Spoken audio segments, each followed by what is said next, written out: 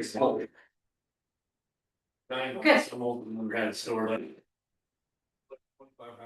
afternoon. We are going to officially call today's Ogden Valley City Council work session to order.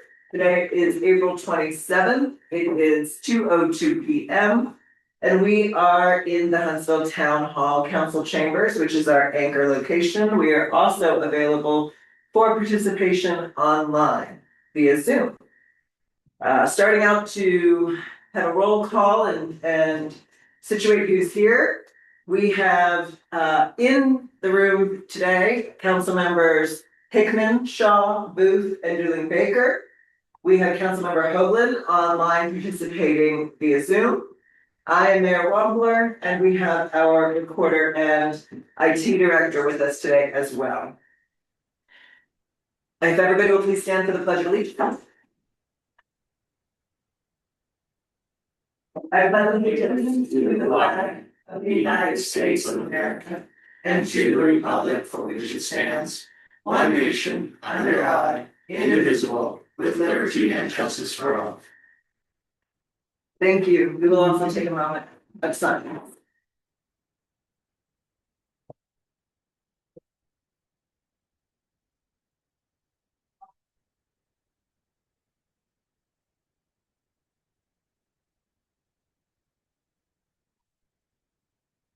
Thank you very much.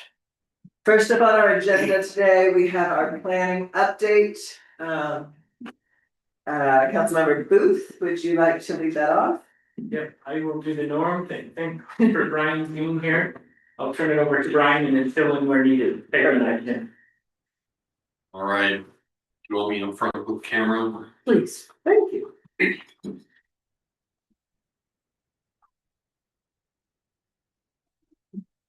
All right, we have a public hearing with scheduled tomorrow night, April 28th, with 18 items on the agenda from the land use code.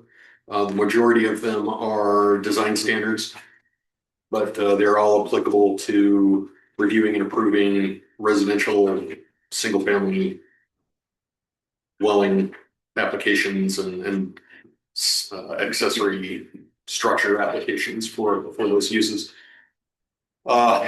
Over the weekend, it was noted that we had a clerical error in the accessory dwelling unit design standards. Some of the language that the Planning Commission had intended to be inserted for public review was not provided, and they are requesting we withdraw that item from, or well, it's likely that that item will be withdrawn from the agenda from tomorrow night's public hearing. So that was ADU? ADUs, yeah. Additionally, it came to light over the weekend that the ordinance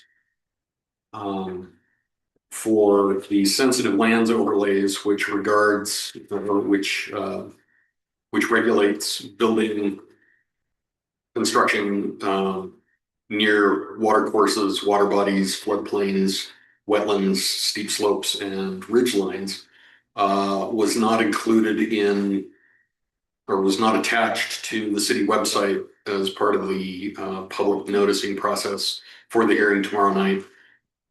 So we will need to move that to a future date and get it noticed correctly. Additionally, the natural hazards standards, design standards chapter was also not noticed correctly.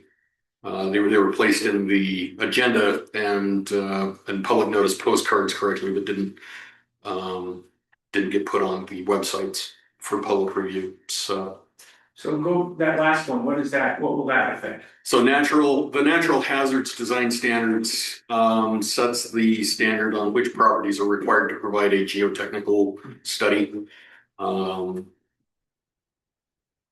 which is referred to regularly in several of the other standards and zoning ordinances. And so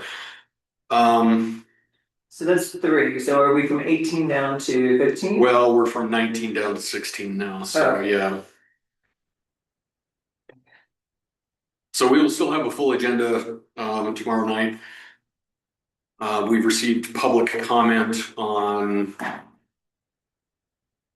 Well, we've received public comment mostly on the sensitive lands ordinance, or overlay zone and the ADU requirements. How did that, if they weren't on the website, how did people get to see them? Well, the ADU one is on the website, but the language is incorrect. Oh, The sensitive lands overlay zone is on one website, it's on the city council web, or the city website, but it's not on the public meeting notice website. So, so depending on which source the public went to, they were able to find that information, but we'd also received some comments regarding conditional uses, and we'll have that included in the packet for tomorrow. perfect. The consequences of that are, in my opinion, it will be difficult, if not impossible, to have all of the ordinances ready for adoption, to release single-family dwellings from the building moratorium, as of next week. We'll have to wait until after the public hearing on May 12th, in order for the city council to have all of the language necessary to do that. Why is that? What's holding it up with? Well, if the ordinances have not been noticed correctly, they can't be considered at the public hearing. And So it pushes them. But the sensitive overlay and the geotech one are necessary for the zoning. they're necessary for residential permits because they set things like the hill slope standards and Yep. ridgeline development standards and things like that. So I mean, it's not going to be the bulk of applications, but it could set some. Sure. To receive some. Similarly, the forest 5 and 40 acre zones will also not be heard until the public hearing on the 15th. They are residential zones. We haven't received any public interest in building in those zones yet, but if the moratorium is lifted without the zones in place, it could lead to unregulated development in those areas identified on the city maps. Did you say the 12th? You said the 15th, pretty good. Did I say the 15th? That's not the 12th. I'm sorry. I'm getting the May 5th, the May 5th meeting and the May 5th Yeah. mixed up. It is online. What you sent the other day as the status of all of the ordinances, those dates are updated based on what you just said. Yes, Right. yeah, that's correct. So for example, sensitive lands overlay is now the 12th is when it'll be seen. That's correct. Right. In order to, regrettably, this, continues to put hardship on property owners and developers within the valley. So we're working with the attorney and with Weber County, their building inspection and permitting group, to put together a non-binding courtesy evaluation of application materials. We're not going to call it a review, but we will evaluate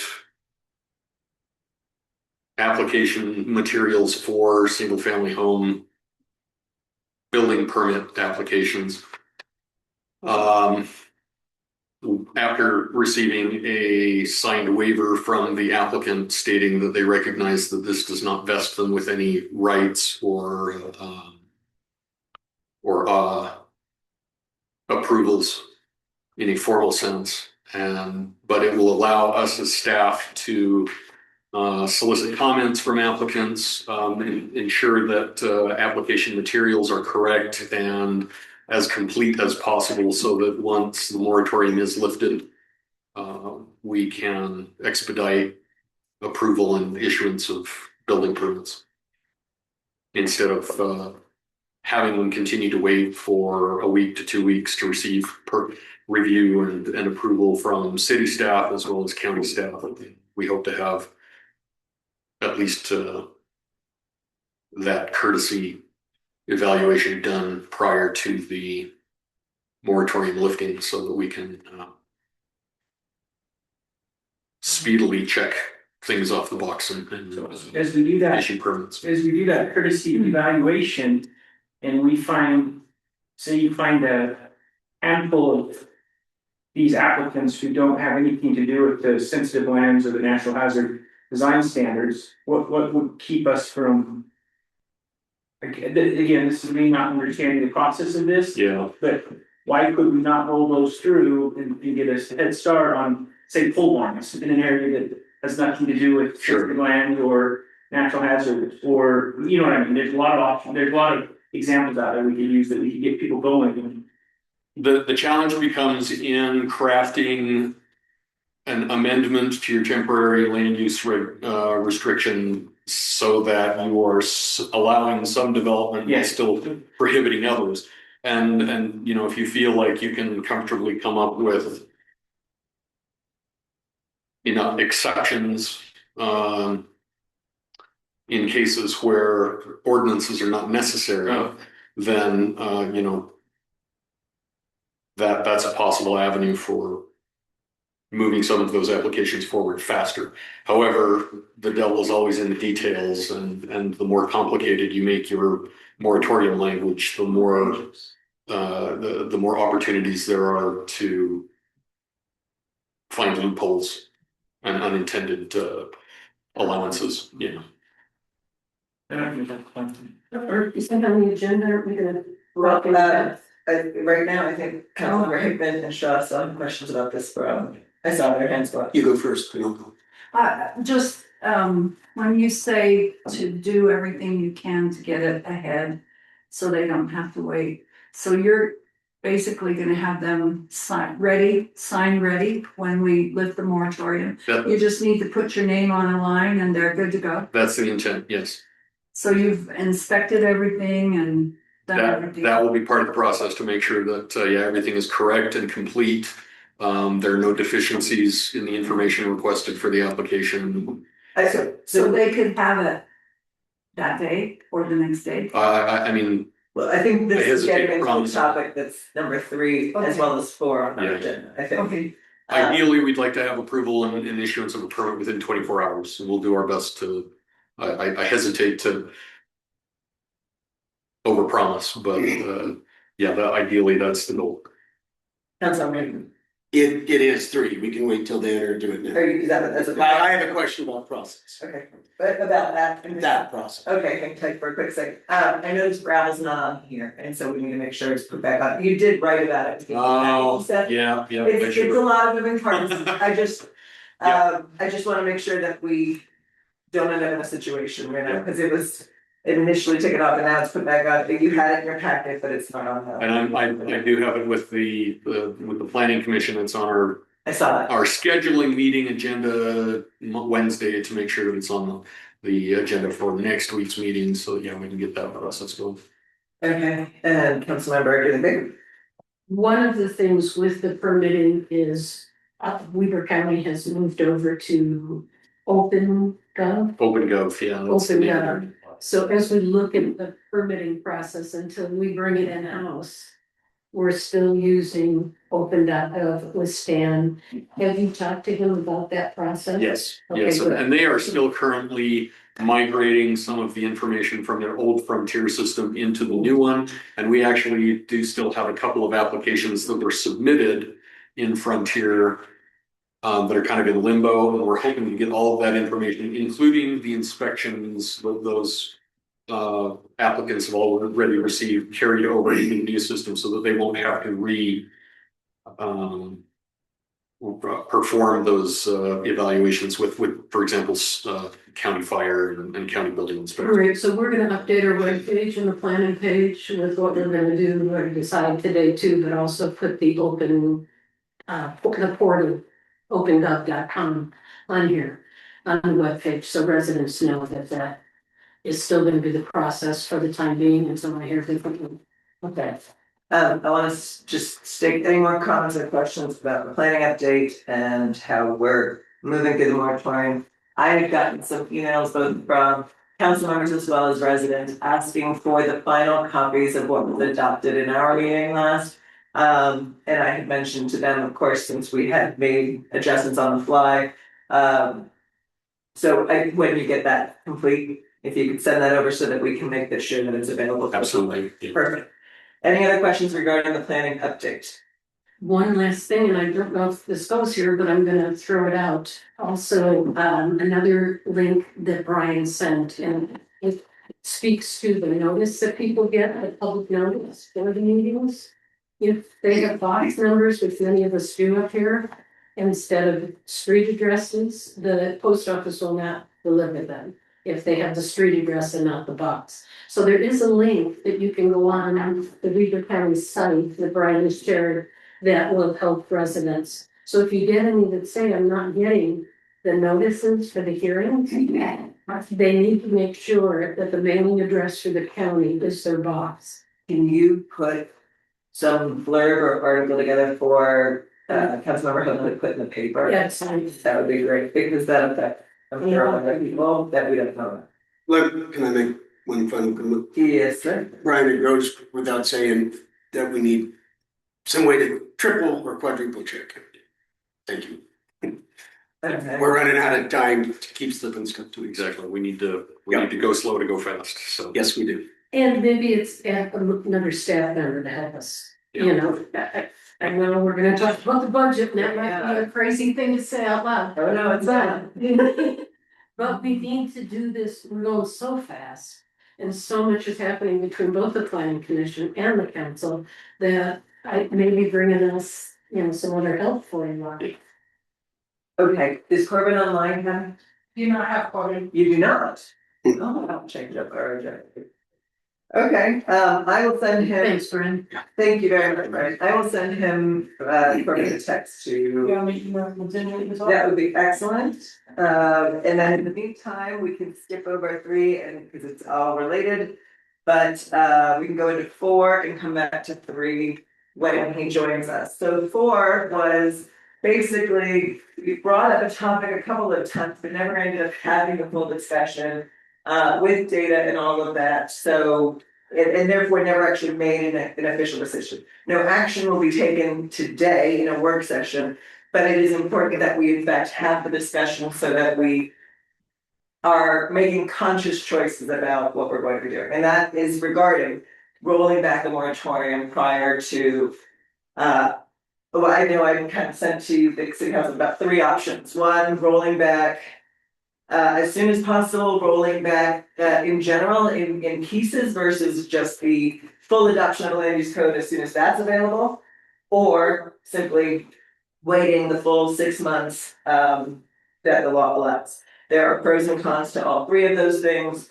And I think that it's incumbent upon the city council to have a thorough discussion about that. So we started discussing this last week, and we went down various rabbit holes or tangents, we'll put it that way. At the time, I had proposed that it would be useful for us to put a line in the sand on the calendar. We will be, for residential at least, we will be commit ourselves to the extent we can control it, being done with everything needed for residential by date X. And at the time, it was hopefully 5th of May, but it's not now because the earliest we could do it is about the 13th. And then we didn't talk about, well, because the planning commission public hearing is on the 12th. So in theory, we could schedule a meeting on the 13th and complete what they do on the 12th of May. In theory, I'm not saying practically, but in theory. And then, so that was on the table, and then we went down tangents. And the other thing to consider is whether or not to, if we do this, we're not gonna get impact fees. Right. So are we okay leaving those impact fees on the table? So I think what the mayor's asking us to do is talk about this. Be conscious of that. So I will state where I am on it. I think the right thing to do is to get to a point where we can allow people to begin building again, particularly the residential side. Therefore, I'm a fan of getting as many of these done, all of them done, that need to be done for residential as soon as we can. The earliest now would be on or about the 13th and practically be after that. And therefore, I'm okay with leaving the impact fees on the table. That's where I sit on this. And do we have a concept of exactly how much, I mean, not exactly, but it's around how much would be on the table? You did some back of the envelope, Ryan. There's a discrepancy back then. Yeah, the back of the envelope was 70 or 80 houses times X equals Y. It was somewhere between $70,000 and $80,000. If all of them, we did not get what was then Weaver County's impact fees. Our impact fees have, as had been pointed out, are more than Weaver County chose to impose. Weaver County could have chose to impose nearly what we did. So it's somewhere greater than $70,000. Of course, these, recall what impact fees are used for. They're for mitigating impacts of developments in the future that don't affect our present budgets. So I personally am okay opening up the building permit process for people so they can get going and not having these fees available in the future. That's just how I see it. Well, I will just say I agree. I mean, I would love to be able to think we could go to the residents and say, hey guys, be patient with this. Don't start building, don't start doing this, and everyone would say, we've got one here, just smile at me. You know, and we'd be good. I mean, obviously, we need the money as a city, but I think it would serve us better to push forward and allow for the start of residential builds and basic things that people are getting their back on right now, for sure, is my opinion. I am all for helping the residents get started. It's the prime building season. I get it. You know, we heard from the builders who understand the residents' concerns. I understand that. I was wondering if we answered a couple questions, though. Is there any legal option to defer impact fees, or do they have to be collected? No, there's, it's very clear in the state statute. Is there any legal option for a city to, let's say, this is kind of coming from a naive perspective, accept voluntary donations? Residents, if they should choose to donate that, I want to leave that open. I don't know, because it is a money issue for us. We want to do what's best for the residents, but we want to make sure that we're fiscally responsible at the same time. I'm all for helping them. Yes, we're gonna eat the impact fees, but if there is a mechanism that somebody might want to donate to help the roads, the trails, the water, that would be great. I'd like to include that. The other thing, and it might jump back into number 3, but again, as we're looking at this and at the same time then offering number 3, which is the help with permits ahead of time, we're also financially going in the hole with more staff time. So maybe we do one or the other, or maybe we look at finances through that lens. It's gonna be staff time to review all this. Right, it complicates things actually. It does. And that's one of the other, and yes, I see, Councilmember Hoagland had their hand up, and I will call on her just for a second. That is one of the various pros and cons in there, is that it's not as simple as just like, great. Yeah, I'd love to help them. Exactly, so, it should, but I want everyone, and it doesn't mean that we don't do it, it seems like there's a very big push to do it, I want us doing it with our eyes wide open. Right. And Councilmember Hoagland really wants to add a point. Yes, ma'am. Thank you. Calling in from Florida. I appreciate your indulgence here. As Councilman Hickman said, impact fees don't go to our general fund. They're very regulated, so they do not address immediate budget needs. Yes, Councilman Dooling Baker, we can accept donations at any time. But I believe those people who have been delayed in building have likely already suffered financial loss, at least inconvenience, but I know many have delayed construction, have delayed income, and have experienced financial cost, refinancing. So I'm in favor of advancing without regard to those individuals having to pay impact fees. One of the concerns that I had, that I've spoken with our council about, and hopefully he'll be joining us soon, is whether or not we wade into any liability by having a period of time where some people don't pay impact fees, and then all of a sudden some people do. And how that could get messy. I would love it if he was here to say it himself, but what I was advised by him was that it can come down legally, or at least maybe just legally defensively, that at one point the city has not, the impact fees have not kicked in. those that apply during those times, or they're having their impact fees applied at the time. That's just simply the case, and then when they do kick in, it just is a timing factor. He did not seem as concerned about that as I was. So, He provided us an email on that subject. I was gonna say, I'm really hoping right now it's in writing. so- Well, he did. Did you guys not get it or? I talked to him about it too, so I'm really glad it's in writing, I'm not just saying something hearsay. Was it the one about, how a taking, it would not? I think No, that was a that's what separate- it's. that was answering Okay, one I question. did not That's see it. right. I'm seeing if I can find it. Yeah, I'm pretty sure he did write that one down as well. Urban impact fees. My interpretation of his answer was not a high risk. Yeah. They're- Yeah. Yeah, that's how I interpret And my only question to you, so when you said, it. so how many homes were you considering to go with the impact They fees? were 67. 60 to 70 homes.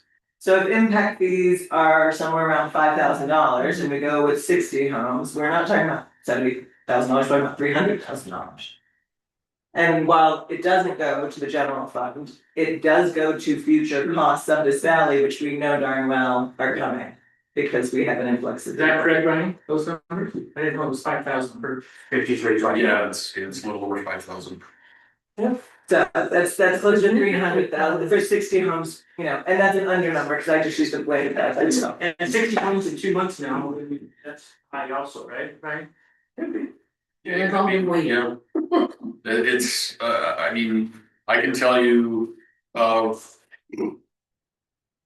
30 interested parties or 30 permits that we will receive just right out of the gate. And Um, impact fees are done on permit exceptions. and once, once we start working, that leaves us with 2 months worth of additional applications that we could receive, so. So it's some money. Yes, sir, would you like to speak, comment, say your name and address for the recorder? Shane Dudley, Eden Valley Opportunity Drive 3718.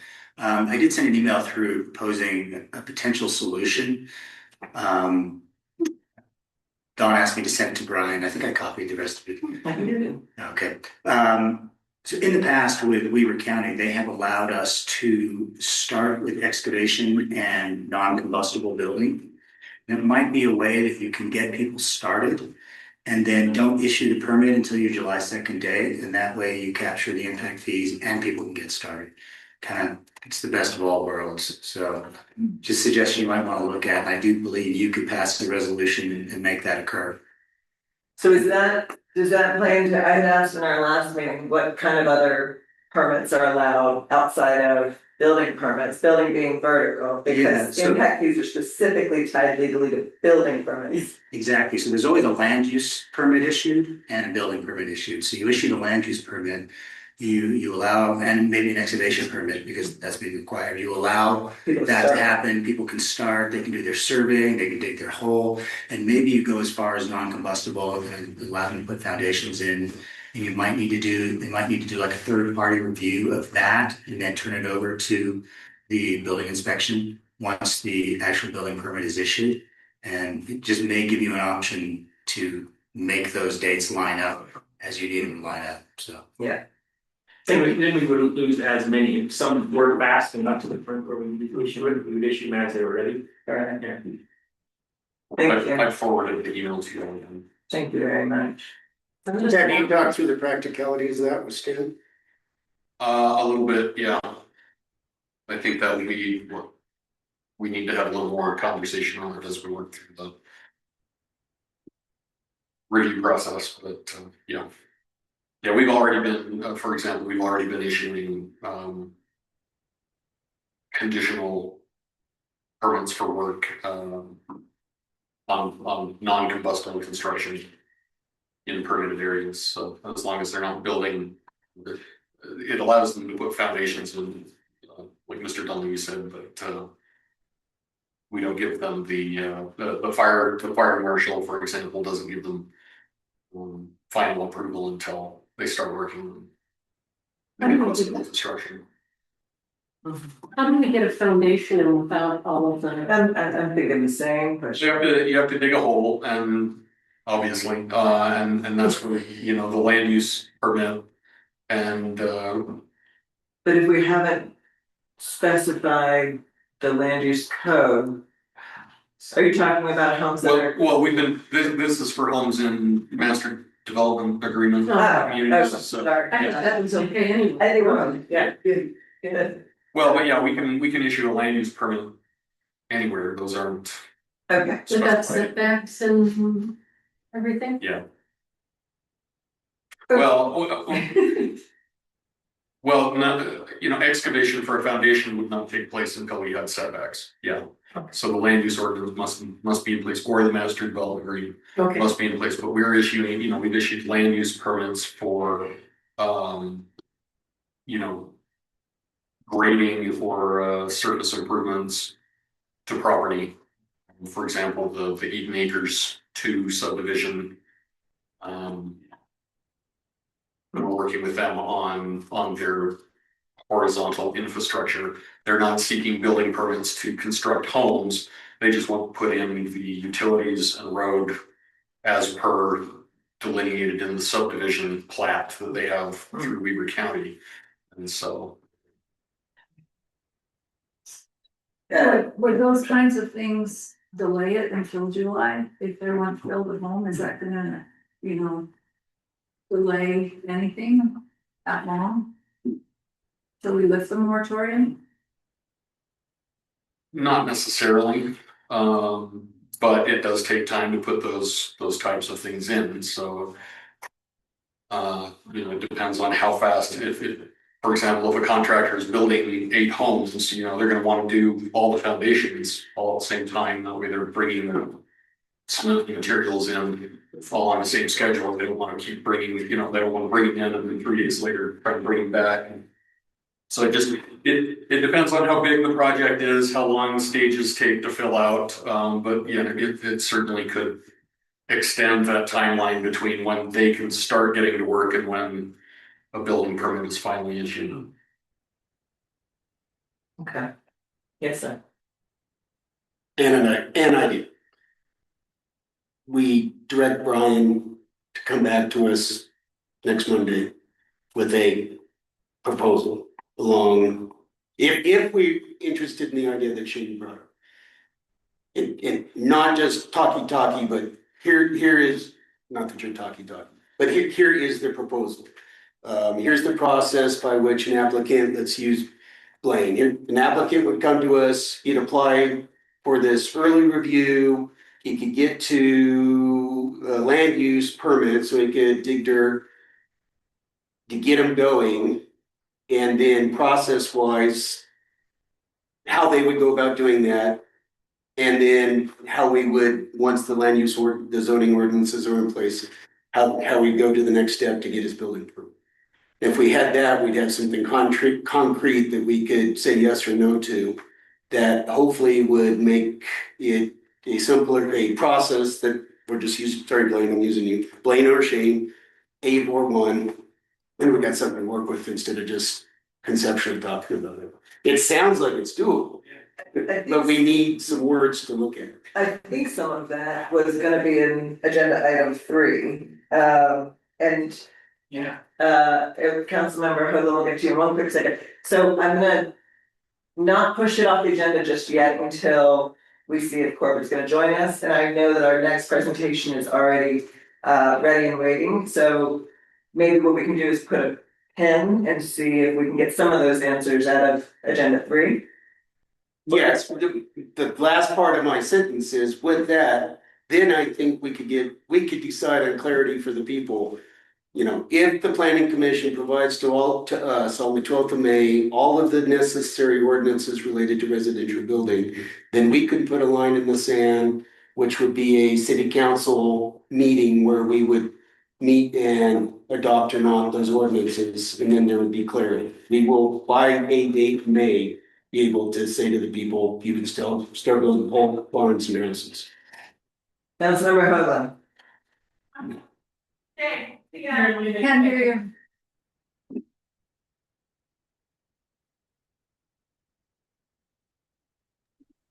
There we go. Sorry. Thank you. I'd ask Brian to look at combining his suggestion that you get this courtesy pre-approval or pre-review process linked with what I'm calling the slow walk build process that Shane suggested. And there may be a way to combine the two to get a bridge to when the impact fees are properly applied. But also, I mean, this is a time when the lawyers and the planners earn the big bucks. I mean, this is where we need some, solid, innovative thinking, and see what can be developed. If everybody's all right with it, since we have Sherry Broadbent, our financial advisor and accountant online, to present the first round presentation of our budget review, and since our attorney is not yet on, if it's all right with you all, I'd like to move on to the budget so that we can have her present, and then you guys can start to see some things and ask questions of her while we have her, and then we're gonna bring her back again next Monday, and she will be presenting to everybody in depth on Tuesday as well. Sherry, thank you very much for joining us. Yeah. Hey, let me share my screen. If anybody has any questions throughout the slide, please feel free to stop me. If I don't know the answer, I can look it up for the next meeting. So this is a tentative budget. We're still waiting on information that will change this, but we did the best with the information we had at the time. So please feel free to ask questions and stop me if you need to throughout this. So some of the main budget considerations we have right now is we want to tell you the department needs that we have. Go your slides. Can you hear me okay? We can, but we can't see your slides. Oh no. Give me 1 second. I forgot to click one button. There we Is go. that better? Yeah, get there. Okay. There Still we not go. here? All right. Let me start it from the beginning.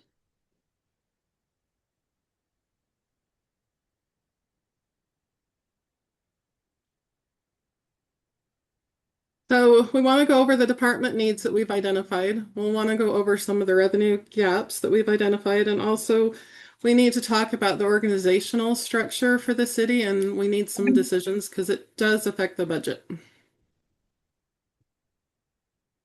So for the administration department, I just want to do a big overview. If you want to get in detail later, we can go line by line on any of these departments. We did add a code enforcement line to this budget to keep it separate. And we've also added employee wages and benefits, and we also added processing our own business licenses. We've identified several staffing needs for the city. Either a city manager or a full-time mayor. It is very time consuming to manage a city, and it is a full-time job. A full-time city recorder position. It's also very time consuming. Pay for your treasurer and your AP clerk, and also an administrative assistant for the managerial position. A community engagement and communication position, and also pay for the city council and the mayor a stipend. So for the city managerial options, you really have two options. You have a city manager, or you can do a full-time mayor. Cities do both. The city manager, you get the professional expertise, but you also have higher compensation and less direct accountability to voters. Your full-time mayor position, they are directly accountable to voters, and you also get political leadership and policy direction. And there is one thing just to keep in mind, that due to the complexity of the startup of a brand new city and the higher cost of living in Ogden Valley, that your city manager wage is going to be on the higher side. I've currently in the budget, I have 160, but that is on the lower side. We estimated between 160 and 200,000. Sherry, The- is that yeah. is that fully loaded with benefits? No, it's not. That's just salary. Okay, thank That's you. just salary. Yeah, no, it is a very expensive position. They usually have master's degrees. That you do pay them a little bit higher just because of the job insecurity. And it's a hard job. And there's also a higher cost of living up in Ogden Valley. So yeah, it is a range. In the budget, I have 160 right now. If you decide that you want to go the full-time mayor option, we could decrease that in the budget. And we can talk more about the organizational structure of the city as we get further into the budget discussions. For public safety, the contracted amounts are determined by the population and the incident calls, and that's one thing the mayor is checking on. She wants to make sure that the population number that they're using is consistent with all of the different agreements that we're using. Right now, there's currently over $1 million budgeted. And one of the staffing needs we identified is we are required to have a crossing guard for the schools. So that is a new position that's been added. And also you need city managerial oversight for this department also. As people are upset, the first thing they're gonna want to do is call a mayor or a city manager. The community development, the planning and engineering department. We identified around 255,000 in estimated planning needs. This was a number that JUB helped us identify. You have your general planning services, a general plan update that's needed, a zoning roadmap, and we're proposing a planning director. This would also need some city managerial oversight and shared administrative support. You have your AP clerk that helps pay invoices for this department. You have people that can help answer phone calls, that can help you in the city offices for when people come in and have questions. Sharon? Sharon? Could you go back? Could you go back a slide? Yeah. Just a quick question on that. The 255,000 does not include the planning director, does it? No. Yeah. So that would be an additional cost. Yeah, so the total budgeted amount was bigger, and I do have a total for all of the departments later on in the slideshow. Okay, thanks. Sherry, I have updated it from the numbers that I previously gave out because I compared it to some of my other numbers and I had missed a portion, so it has increased since the last time I gave out numbers. Okay. Sherry. Yeah. This is Tia. So you're proposing like a city manager or a full-time mayor, and then you say city managerial oversight, is that someone else? No, it's the same person. The shared administrative support's the same person too. So in the budget, we use allocations. So part of the city manager's wage, part of some of the administrative support do go into these different departments because they do use these other, they do use the accounts payable when they cut checks. They do use recorders when they help do minutes.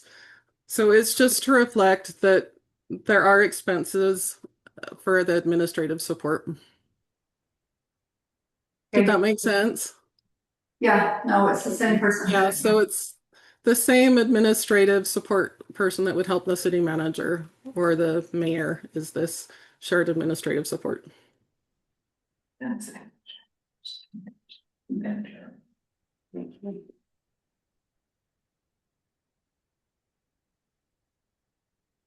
The building department is self-funded through permit fees. Have estimated the revenue based on 90 homes using the county's fees because we didn't have our own fee model at the time. We're doing contracted staffing with Beacon Code, but you'll still use the city manager oversight. If someone's upset at the inspections, they're going to call the mayor or the city manager. And also you need someone to help with those phone calls, to help take payments, and to help in the office and to answer phones. So the building fees are limited to the fees and cost of regulation. And so you can't use building permit money for roads, you can't use building permit money for parks, but you can use it for part of the city manager's wage. You can use it for part of that administrative support for those that take payments for the building department, for those that are there to answer phone calls. Sherry, Yeah. those permit fees, they will be we'll get enough from the permit fees to cover that? You will with the building department. The planning and zoning and engineering usually don't, but the building departments usually sustain themselves. It is our intent to do that with the Beacon Cook contract. They are beginning to build the fee structure, and the intent is to have a fee structure that covers the cost of the building permit inspection process. The labor related to. Will that be different from Weaver County? The numbers will be different. I can't tell which ones off the top of my head. Okay. Some of them will be the same, but a lot will be different. Well, a lot of cities were actually their fees were too high, and that's why the state has actually created the code that's limiting the amount of fees to the cost of regulation, and they're making you do separate reporting on it to make sure that that money is just used for, you know, building departments and the cost of regulation. So you do want them, you can't make them exact, but you want to show your costs. You want to make it as close as you can. But yeah, building department will support themselves. Thank you. Yeah. The Public Works Engineering Department, they cover a lot. They cover weed control, trail maintenance. We've expanded the engineering line items to help separate them better. And the roads are 2.1 million. And then there's also 765,000 in engineering expenses. A lot of these are general plans, master plans, capital facilities plans, stormwater plans. There are a lot of plans that are necessary at the very beginning startup phase of the city. Staffing needs, we identified the need for a public works manager, the city managerial oversight, and also shared administrative support. So with all those needs that we identified, we plugged them into a budget, and with the estimated revenues, we came up with a $2.2 million shortfall. And a lot of the key drivers is sales tax revenue and road and infrastructure funding gap. And I'll explain that a little bit more on the next couple slides. The current estimated sales tax is 1.3 million. It's 1.4 million below the LRB feasibility study. There are a couple of things that possibly may come into that. There was a very low snow this summer or this winter, and so you didn't have as much tourism. But that's one thing about sales tax is it goes up and down, and so you don't want to rely on it. You want to diversify your revenue. So there's two sources of funding for your roads that are restricted, the Class C and the transportation.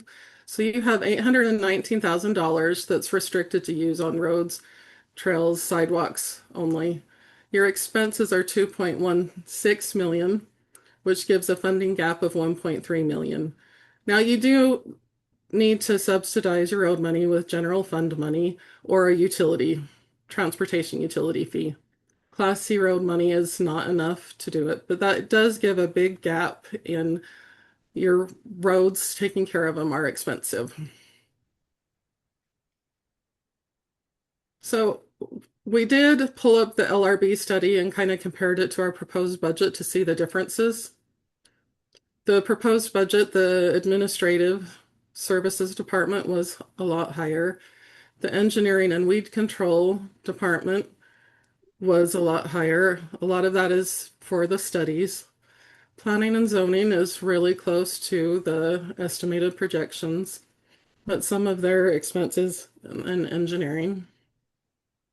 The building inspections is very close. The police and animal shelter is about 243,000 more than what it was estimated. The roads and snow is 61,000 more than it was estimated, and the garbage contract is really close.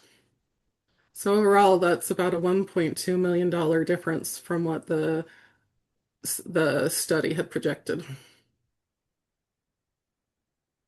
So I researched and I tried to find what a typical city would distribute their revenue sources by. there were a lot that were different. You have to look at the individual city. A city like Moab would rely a lot more on tourism and sales tax. Ogden Valley can't rely as much on sales tax. You don't have as many businesses. Property tax would give you a more stable and predictable revenue.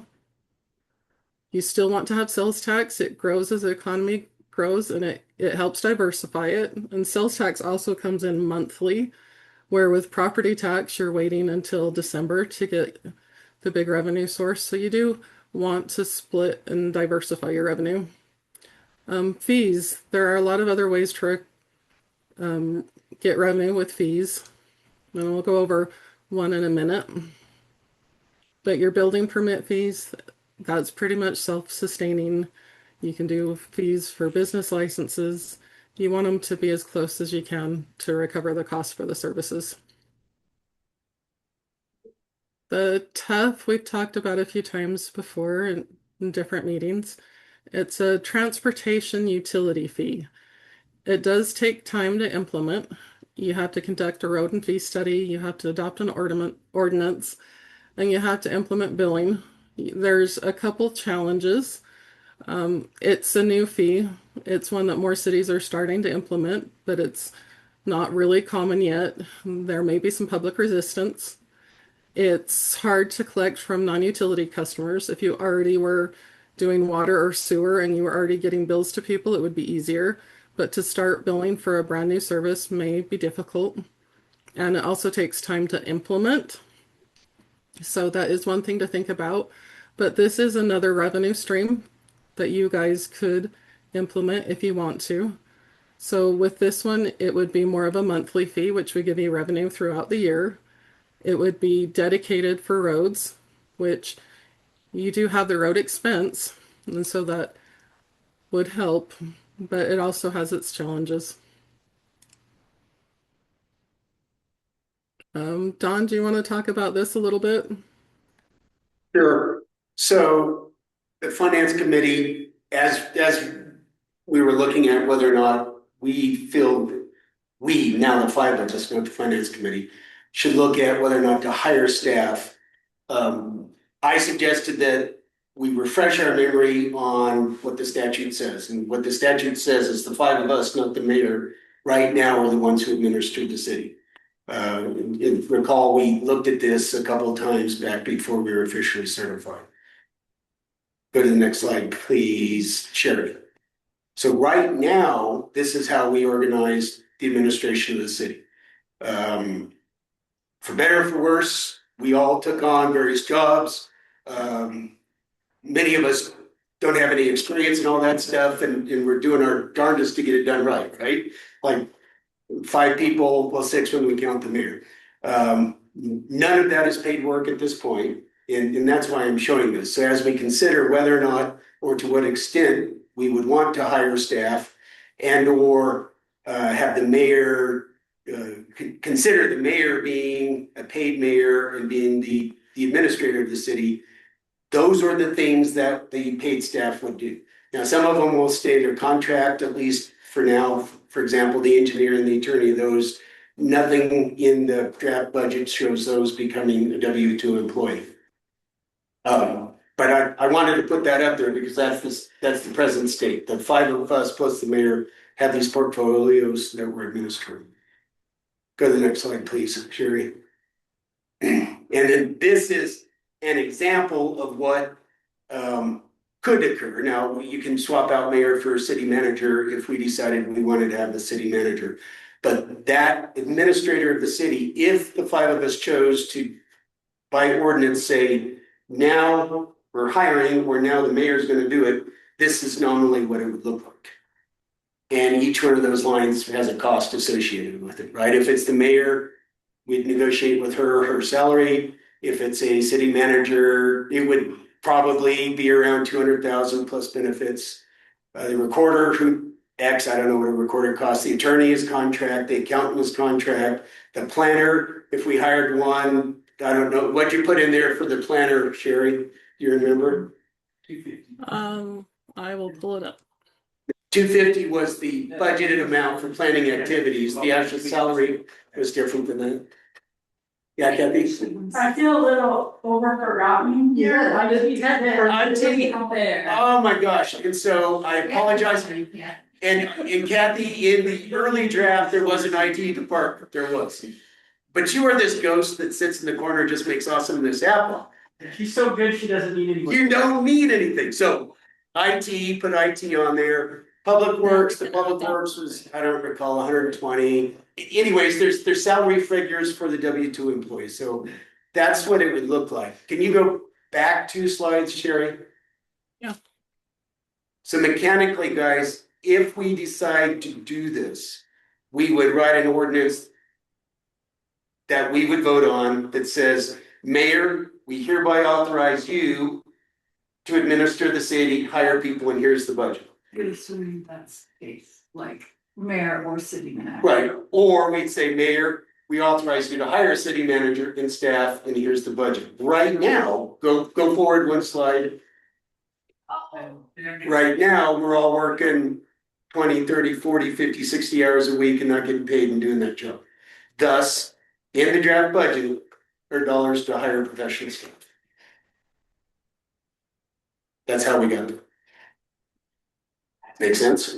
Yeah, that makes sense. Did we see the dollars to hire professional staff? Sherry, do you have a summary of the labor estimates?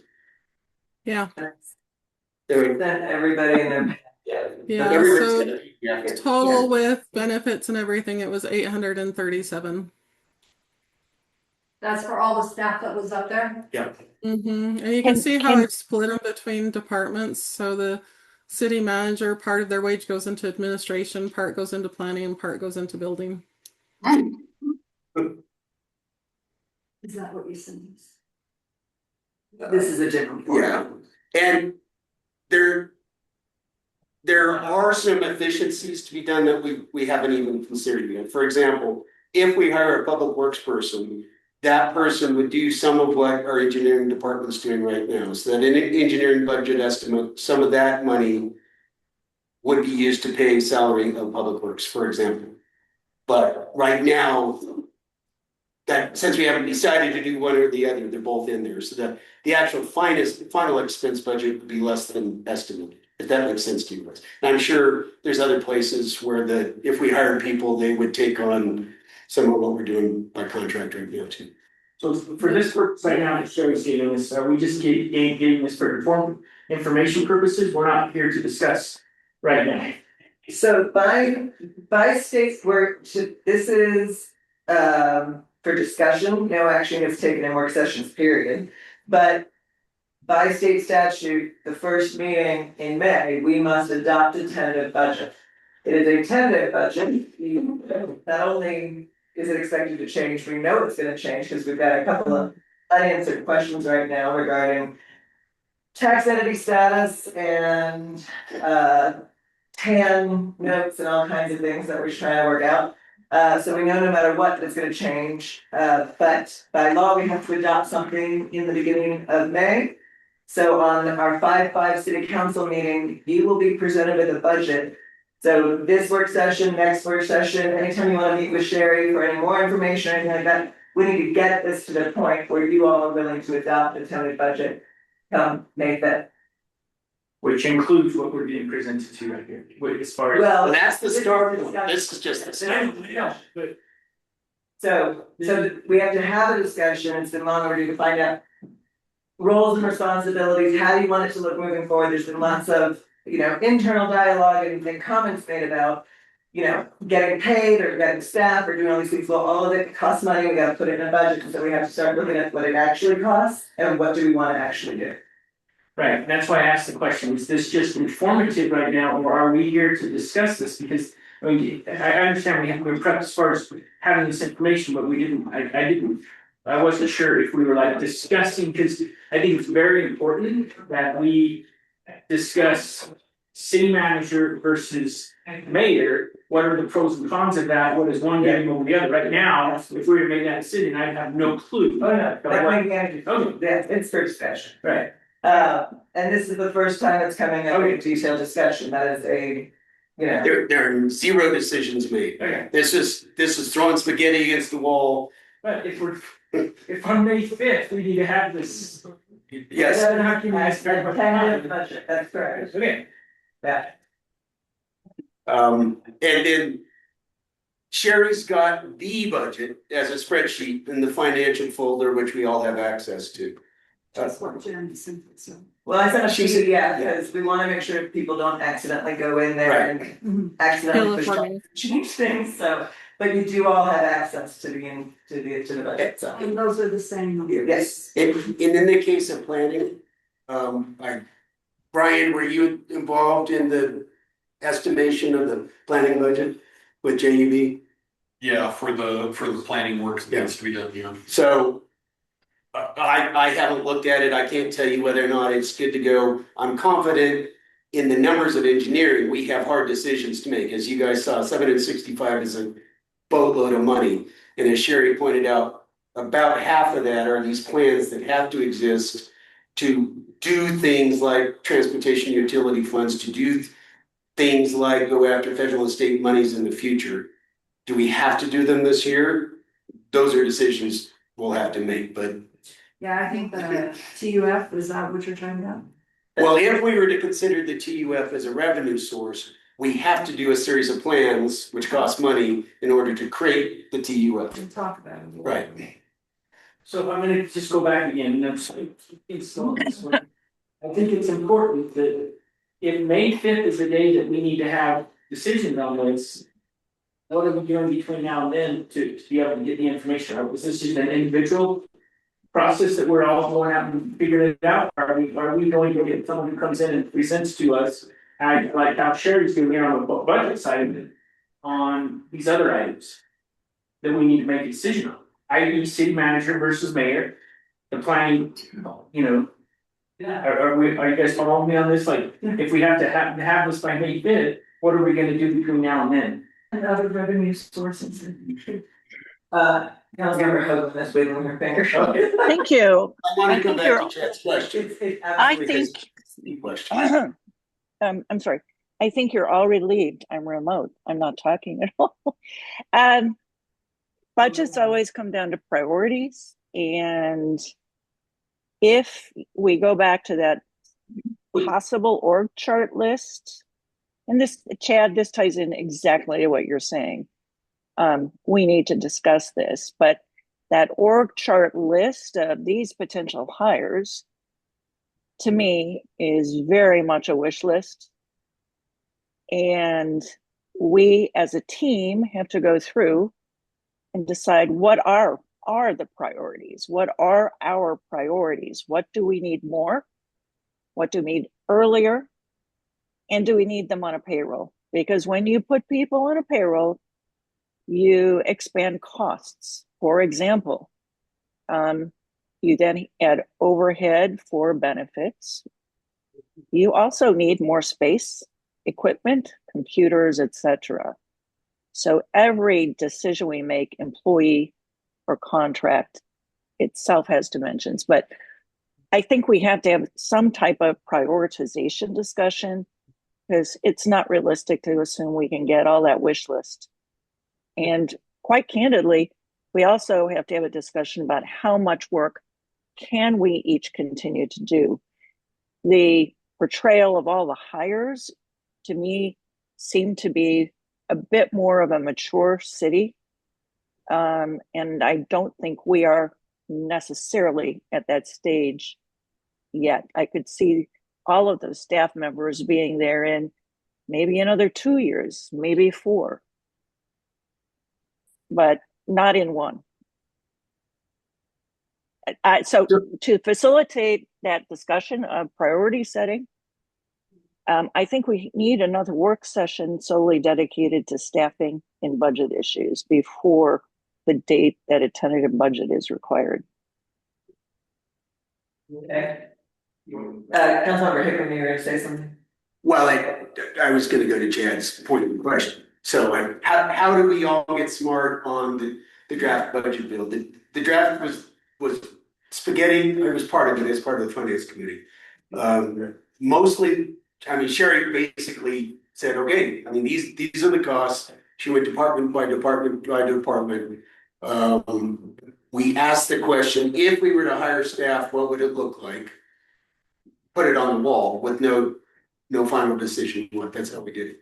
So either we have a focused, down and dirty, down to the Nat's ass work session or two, or because we can't all meet more than three of us, it would be Sherry and say you, Chad, and Jen. I'm just making this up. I don't count quorum. Right, she doesn't count the quorum, and T and I and you and Peg. or something like that. It's just, I'm familiar with it because I'm on the financial committee. You three aren't. This is the first time you've seen any of this. Yeah. So, and it is important because if the $2.2 million didn't shock you, it should have shocked you. Your revenue bill. Yeah, so was that including this or This is this. without it? This is it. The revenue, well, there's two parts of the budget, of course. The revenue gap is mostly because of sales taxes. Mayor, do you want to bring us up to speed on where we are around on property taxes? Can I ask my question one more time? Is that including staffing in here? Yes, staffing is in. Everything that Sherry laid out is included in here, and that leaves us at 2 million shortfall. Sherry, what's the revenue shortfall against expenses right now? It's over 2 million. Let me get the number. But there's a lot of holes in there too. I mean, we With haven't, revenue? yeah, we haven't seen I don't know what we're getting from the energy tax that we did, the property tax, Property tax, we know. we know. Is it It's 2.2 million. Yeah, pull up the revenue side again real quick. And show it to us on your screen. Of the actual budget. Yep. So right now, the Show it on your property screen, tax. please. What? Share screen. Oh, okay. We're staring at me, not you. I don't like looking at me. There we go. So the property tax, Janet can tell you more about, but we're not sure if we get to set our rate. So this estimate is going off of the county's current rate, and it is smaller. It's 412,000. This item in yellow, that was the funding gap that I identified. The sales and use tax is a 1.3. I talked to the state. They said we're only going to get 10 months of the municipal energy and transient room tax. So those are smaller. There's 10 months worth. I've got 30,000 in here for business licenses.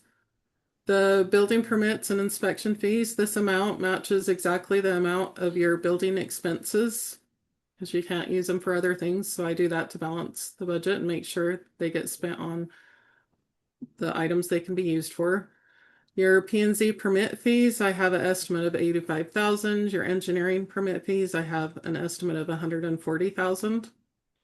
The refuse collection charges, I just doubled what we estimated last year. Fines, I have at 1,000. The transportation tax, this one is a pretty good estimate because we're receiving about the same amount every month. And so that is a good estimate. The Class C road fund allotment, we've gotten one of those so far, and you get them every 2 months. So that will be close. Interest, I've got an amount in. I have this transportation utility fee in here as a placeholder. If you wanted to do that, we could throw in a number there. So the funding gap you could partially do with a property tax increase and partially fill with a transportation utility fee. If we find out that's an option, right now we're not sure if we will be able to change the property tax rate.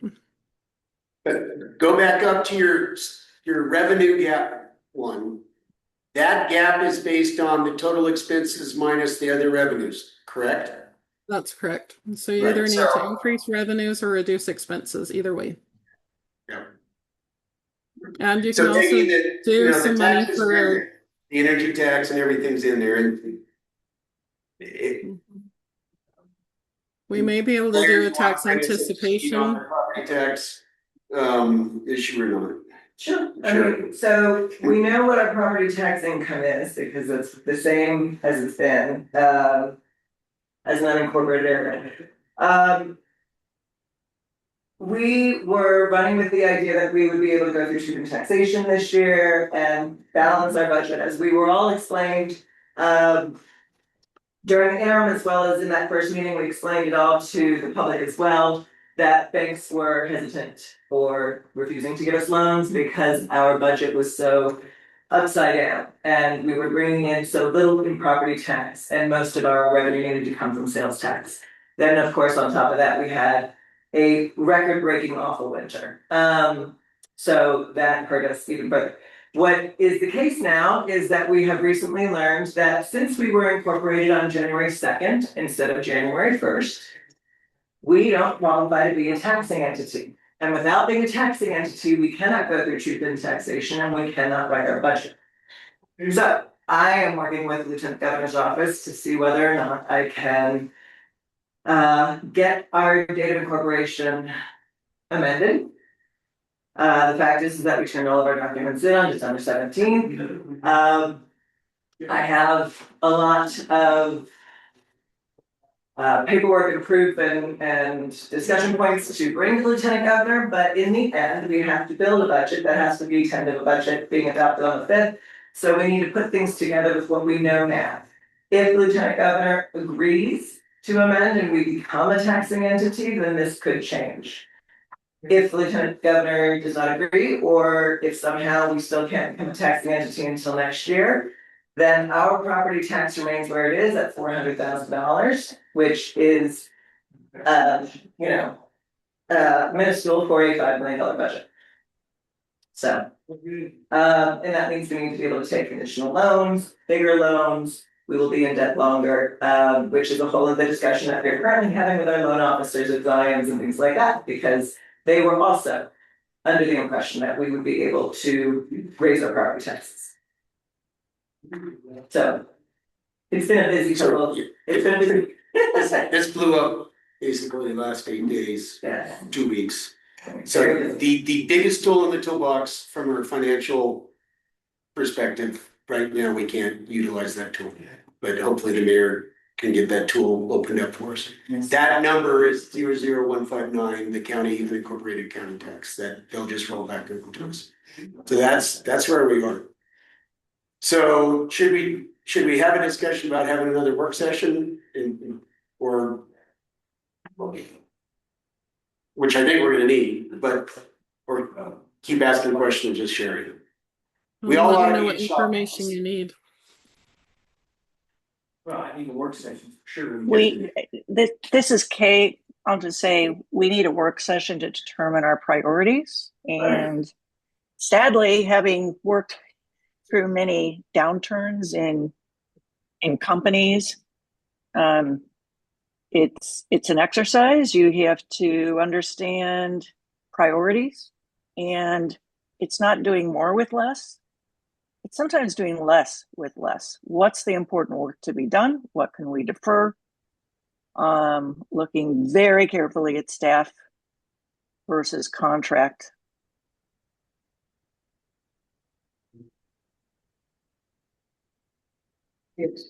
What's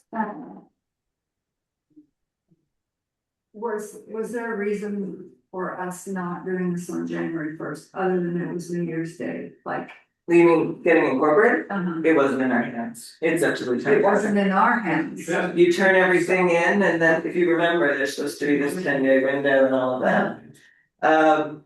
Yeah, I mean, the reason I canceled my Christmas Right. trip was because I expected us to be incorporated over Christmas. Right, We didn't. so, okay, this wasn't in our hands. Hopefully they'll take that into consideration. And I plan on bringing it in, along with my non-refundable plane ticket. One important nuance is it's a tentative budget. Like the mayor said, it will change. Yes. Yeah. Sherry, by law, we have to submit a balanced budget, correct? That's correct. Right, so what we do on the 5th needs to be balanced, however we choose to balance that. It could be final, but I can't imagine it will be our final fiscal year 27 budget. But by law, in the first meeting in May, we have to decide on a tentative fiscal 27 budget. Clarification on, it. So what you're saying is, this is tentative, numbers could change, but the bottom line still has to be. Revenue has to equal, expenses have to equal revenue. It's, I can guarantee it's gonna It's gonna be, show. number one, because we're starting here with, if we were able to balance our budget and go through the taxation and rewrite the ship and everything, what does it take to make a fully functioning city and all those other things? That's obviously going to change, especially if we're not able to do that because the revenue is so dramatically lower. We have to see what the banks are willing to loan us. We don't know the answer to that question yet. And so we are starting with, this is the proposed healthy city. Where do we go from there? Rather than starting somewhere bare bones and trying to build it back up. Right. So it's 100% gonna change, There has to be that. no matter what you balance you have. Yeah. Yes. So if what I'm hearing from you on, I'm sorry, there was a hand raised in the audience. Yeah, so just clarification, so, Name and that. sorry, Blake, police constable. Good damages. So that number on the board there, that's if you have $800,000 in staff, but if you guys continue to volunteer for a year, the $2 million becomes $800,000 less, is that just? Plus or minus. Yeah. Less than- Okay, the expense side of it includes the W-2 employees. Okay. Just make sure, thanks. So we're still upside down. Yeah, we're still at, yeah, it goes Still from upside down. 2.2 to 1.4. Thanks for volunteering, guys. Yeah. So, still upside down. Still- We're gonna institute a draft. Okay, so what I'm hearing from city council is that, you would prefer, public announced, oh, hey, look at that, it's our turn.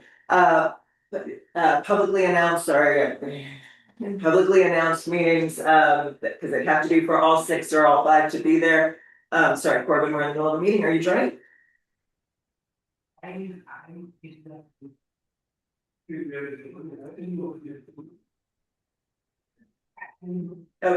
you're not able to join the Zoom? Can you guys see anything from Peggy and I, while she's on the phone, to fix the missing IT budget? Okay, It's in there. yeah, give me one quick second, we're in the middle of another discussion. Didn't know this, I'm sure. So you want to stay on, and put me on speaker? Why not? We just didn't show you any limit. Alright, just give me a quick story, cutting it out, so this might not be, easy. Yeah, we need to do the graph. One second, I'm gonna finish But this you have discussion. mine on. Speaker.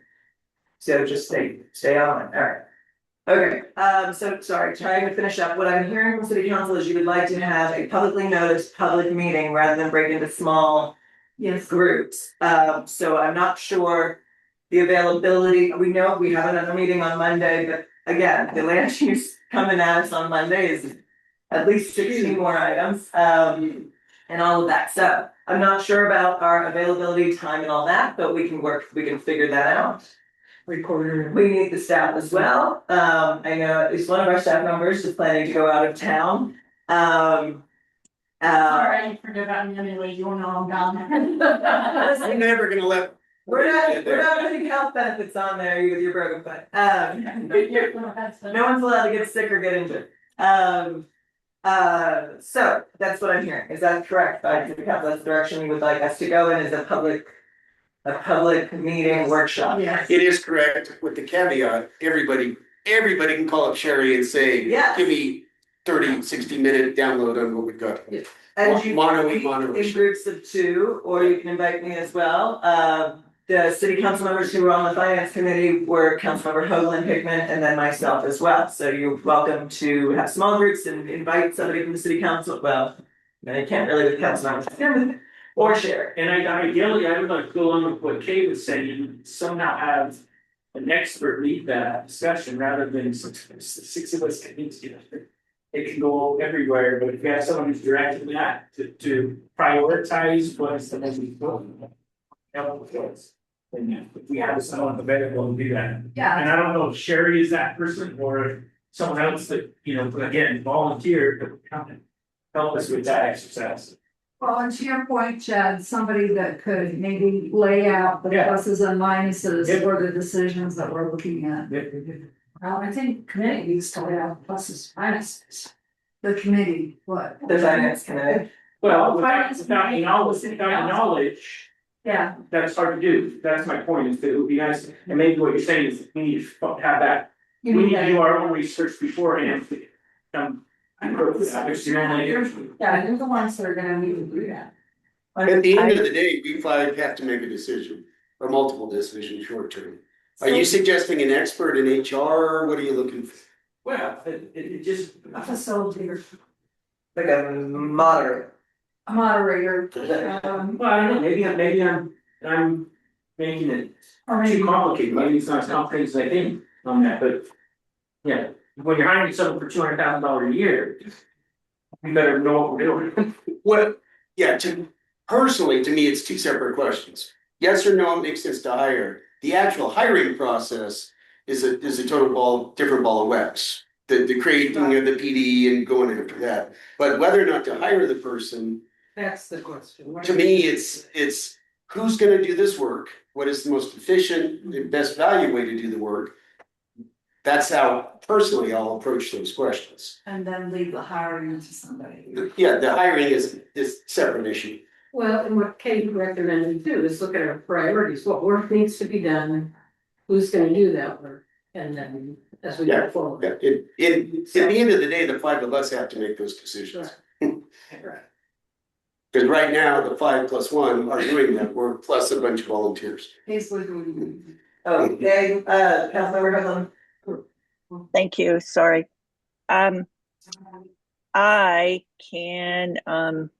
will endeavor to find a facilitator who can help facilitate the discussion and help us prioritize what is the most important talent that we might need, and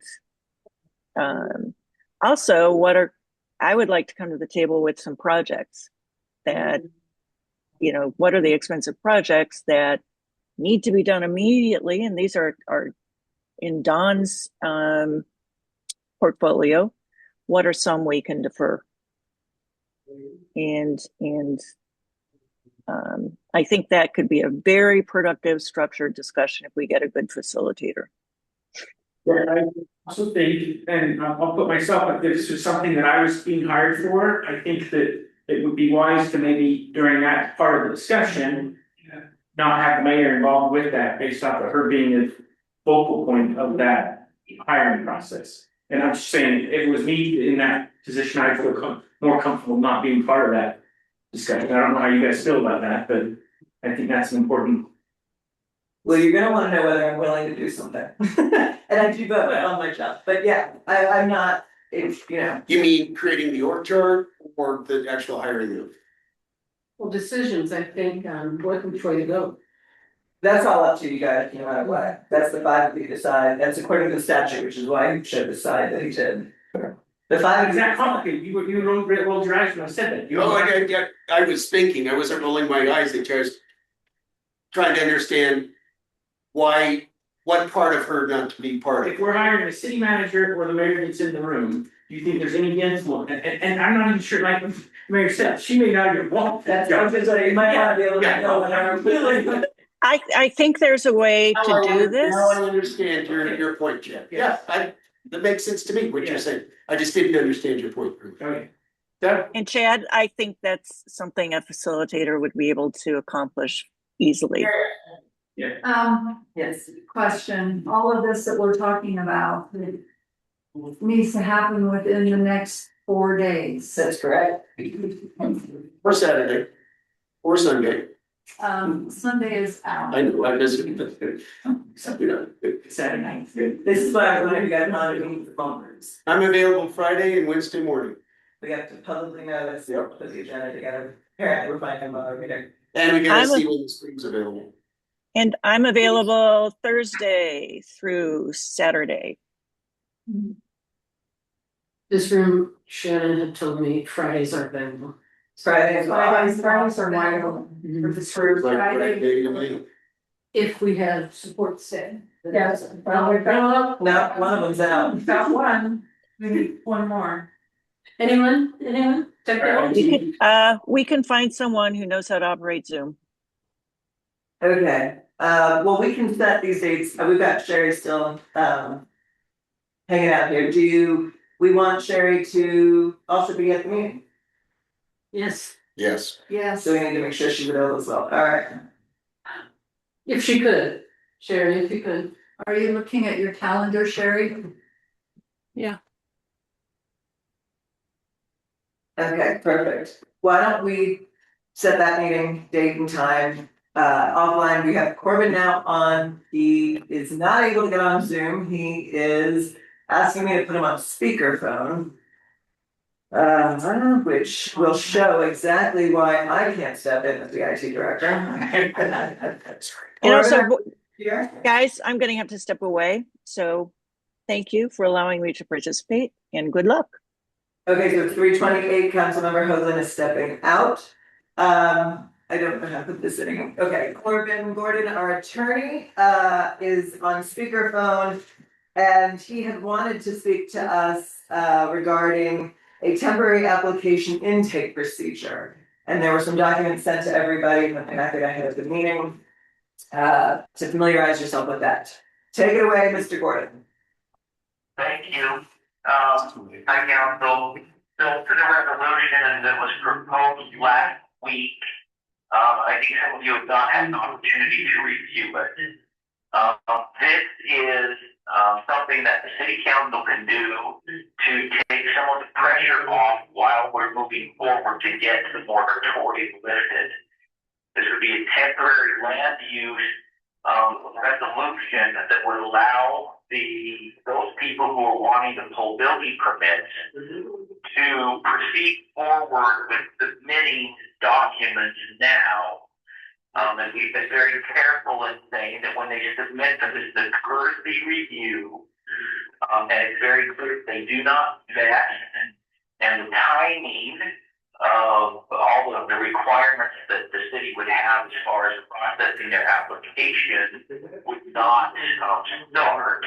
But what it does is allow them to start getting their submissions reviewed so that they're ready and they can potentially pull their building permit the moment that we lift the moratorium, which for many of them is important simply because the building envelope for this season is quickly passing us by. And so if you review it, we've been very careful in the way that we've drafted it to state you're not vested, this is not an actual application, you're submitting this only for a courtesy review, but it would be very helpful to many of them as we're moving forward trying to pull the moratorium. So that's what is proposed. I would hope that we can do this. I think that it's important that we demonstrate that we're trying to move as quickly as we can. So anyway, are there any questions regarding this? Corbin, this is Tia. You said we haven't got this resolution yet? That's it. It was in the package. It's in the The package. Janet's. Which one is it? There were 3 items in that. Everything. There were 3 items with this. There should be a resolution, and then there were 2. There was a redlined and a clean version between Brian and Corbin that they had worked on together, I believe, the voluntary courtesy review. So there's a resolution 2026-23, a temporary preliminary plan review. That's at the bottom. Resolution 2026, and then there's a Word doc voluntary courtesy review. And then there was a PDF of the same title, because one is a redline version and one was a clean version. So 3 total documents regarding this agenda item. None of them are this, which is what happened. What would you like to say? I'll pull it up. Corbin, this is Councilmember Julie Baker. Just a couple of quick questions. One, I just was curious where this came from. What was the impetus behind creating this? The question could come up, when was the moratorium going to be lifted? We don't have an exact time frame for that. And we've had now 5 different people who have submitted requests look through if you are vetted or not. We've had one that's been successful, two other ones that have not been successful. And we've got two more that we've submitted. So the concern continues to grow about how long, it's taking to get the moratorium in. I looked at what could we do to at least allow them some capacity to move forward. It normally takes a building permit anywhere from 2 to 3 weeks to get reviewed before we can actually issue it. And so the thought was if we could allow them to do a courtesy submission, that they need to start getting their application reviewed. When they finally do get the moratorium pulled, they would be able to proceed, and they don't need to get another 2 or 3 weeks while their building permits are being reviewed. So it was born out of the fact that there have been multiple ones that come in that did not meet the criteria of the review process that we have, and so that's where it came from. That's why it was proposed. Okay, thank you. And in any way, does this give, if we do go this route, does this give, it's not an applicant, it's a voluntary courtesy review petitioner, any priority status, or is it just they would get it a courtesy review and be ready to apply for the permit? That's right. So we make it very clear they're not vesting, there's no time frame. They submit, and we're allowing them the courtesy of having to review it with the hope that whatever issues might be out there could be resolved in the time. They could work at the moment the moratorium is pulled or limited. Okay, thank you. And I'm assuming, go ahead, yeah. I asked this question earlier and they said it was for this discussion. Conceivably, what you're proposing, then the person could just need a signature and they'd be good to go. Like that day or the next day. Yes. They would be have good to gone go. through, gotten all the comments, been able to resolve whatever concerns there are, so that rather than having to wait another 2 or 3 weeks, they can say, I'm ready, city goes, great, we've reviewed this, submit your application in full, and we'll give you a signature. Okay, thank you. Why, I guess my simple question is, why would we not do this? What's the reason why we wouldn't want to do this? I think a consideration on the other side is it's gonna cost us more money in the planning services. And we just saw how we're in the hole, and we gotta be very honest. Because as we're reviewing this, we wouldn't be doing that right now. It would be a cost. But we'd have But we have to do it anyways once they apply. still gonna have to be done. It still has to be done. Right, later, Well, yes. But it will still cost the money. I will. and actually those costs, we don't bear those costs anyways. Those are all Stan keeps all those permit fees until we create our own. They'd be. It wouldn't be Stan reviewing these. Yeah, would it? Who, Brian, who's reviewing these? Ogden Valley City Contracted Staff reviews building permit applications for plan compliance and zoning ordinance compliance. Weber County still reviews them for fire code and building code. And would Weber County be part of this review process? This one we're talking about right now? Theoretically, until we have a building in place, yes, they would continue to provide that and fire inspection. Right. It's not a big thing, I don't think, the dollar amount, but I think it's an extra. Well, it sounded like maybe it would save us money if we went through now, because the county would be doing it. I think it's happens. Either way, Brian, either now or later, has to do the review, so it's a cost we bear. Why would he be doing it twice if it's already been approved? T asked the question, if they got everything ready, and everything's ready, and they submit, all they need is a signature, Brian's not gonna see it again, based on what I The heard. health department's not gonna do that, the fire department, does that? That was incur any my cost? question. Yeah, does that incur any extra, so I guess the question should be, is there any extra cost incurred with this, or am I just assuming? That's a question, but Corbin or Brian, what all is included or not included in the courtesy review? Do we know? I'll answer that. The review would include compliance with land use ordinances, compliance with the building code, compliance with the fire code, and if necessary, compliance with health department regulations on wells and septic systems. What would it not include? It would not include any.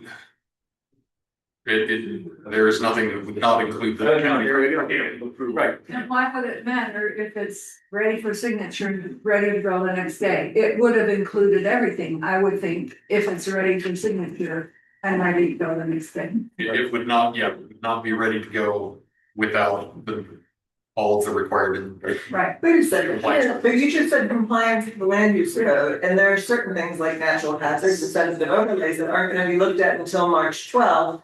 So how can they go through the health and safety codes until, what I said, maybe, until those land use codes are adopted? Well, Or at least even forwarded towards us, yeah, we would have to wait until, so that it's a null and void situation. well, it wouldn't, we would not be ready to issue permits 30 seconds after the moratorium was lifted. We would be required to Look at a couple of those. ensure that we had all of the ordinances in place to review against, yeah. Corbin, did you hear that little issue there? Is that an issue as far as this goes? Having certain. Obviously, there's gotta be a review to make sure that whatever you have compliant with, but most of the places, from what I understand, the things that you're looking at, it's like the setbacks that we're concerned about. There's density isn't going to be changing. And so really, it should be something that's very simple, right? And so it allows them to work through the process, whatever you actually pass. I'm thinking Brian would be able to look at that quickly and go, yep, we're good, we're good. Even if it takes a day or two after that, it chops out, the whole, 2 or 3 weeks worth of review. So in my mind, it's very valuable to do it. And from what I understand, again, you're not making major changes to the zone. And so Brian would be able to check that and move that forward in short order. So I still think that there's value in doing that. It wasn't as big of a cost as I had thought in my head, so that's good to know. But I have one last question. And do you still think it's valuable if we are looking at 3 weeks to getting the final ordinances to us? Yeah, well, every day at this point, based on some of the discussions with some of the people who try to show that they're vested, they are working with the building window, and so you lose a whole 3 weeks. That would be 3 weeks farther into the fall. And based on what I'm hearing, it is very important to them. And at least it allows them to feel like they are making progress. So yes, there was relief as I kind of talked with a couple of them and said, there's a possibility that this could be something would that help, and they're like, that would actually help, that would be great. So Corbin, you obviously have specific applicants in mind, since you're talking with them. There was an earlier discussion about possibly forwarding or allowing other types of permits outside of building permits to allow people to get in the queue or start movement on a project that wouldn't necessarily trigger impact fees. And I know we're now kind of taking a little tangent, but it's all related. I don't know if that would also apply to the people you're thinking of, but we were talking about land permits, Land use permits, excavation permits and non-combustible, huh? Would that play in with these people as well, or is this, they all wanna go vertical? No, I mean, this would allow anyone who wants to come in to avail themselves of a cursory review. And so, you know, if they're sitting and waiting, if that permit would, they can't get a permit until we pull a moratorium. But at least allows them to start the review process, which, you know, based on what I understand, will buy them 2 or 3 weeks of time. And based on where we are and what you guys are working on, there's hope that we'll be able to pull a moratorium in that time. Maybe not, but there's hope that you can. So it gets everything moving forward and it becomes, you know, it's just a pathway forward for everybody here. I think the risk we take with that is we would allow residents to get further ahead where we may not be able to collect some of those impact fees because they would get done with their excavation and their foundations and stuff quicker because we're providing this service for them prior to also, you know what I mean? Yeah, I think So that, I mean, we're helping them out, but at the same time, we might be hurting us by not being able to collect impact fees. So I feel like it would be best for us is to do what we can to help the public get moving as quickly as possible. I'll stay with that. I think that's the best thing for us to do right now. And if this is a possibility that we can do that and find some planner if you're on board with it, I think we go forward with it. Just for clarification, this would put them in that process, but not allow them to do any other one. Not until the moratorium, Well, yeah, or at least that section is rolled back. So my understanding, Corbin, is that if this is something that the city council wants to pursue, it actually would require us to call for a special council meeting to adopt the resolution and everything as soon as possible, because the next regularly scheduled council meeting is in It's the 5th of May, a week from tomorrow. 1 week. A week from tomorrow. So would we be able, is it valid to do it in 1 week, or do you still need us to do a special meeting? The idea is the sooner the better.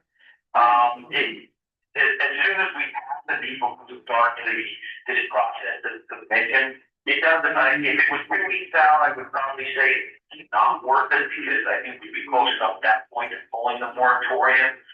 So, you know, from the perspective of having to do what it's designed to do, the earlier the better.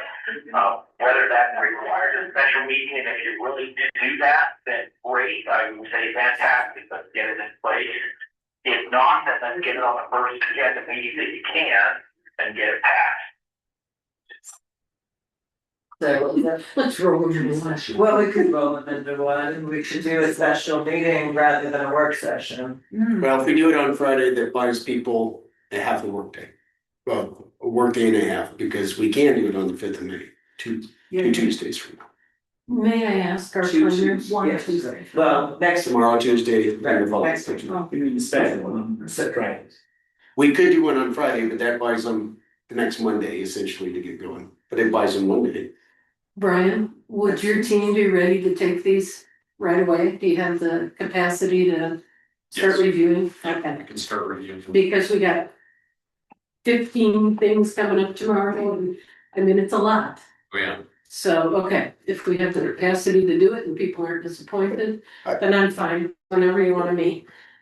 So, I will make myself available for a single target special session, notice 24 hours in advance to vote on this thing.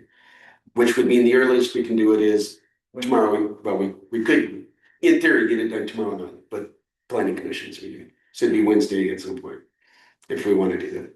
Otherwise, do it Friday or Tuesday. or before the planning commission tomorrow. Yeah. We have to do that.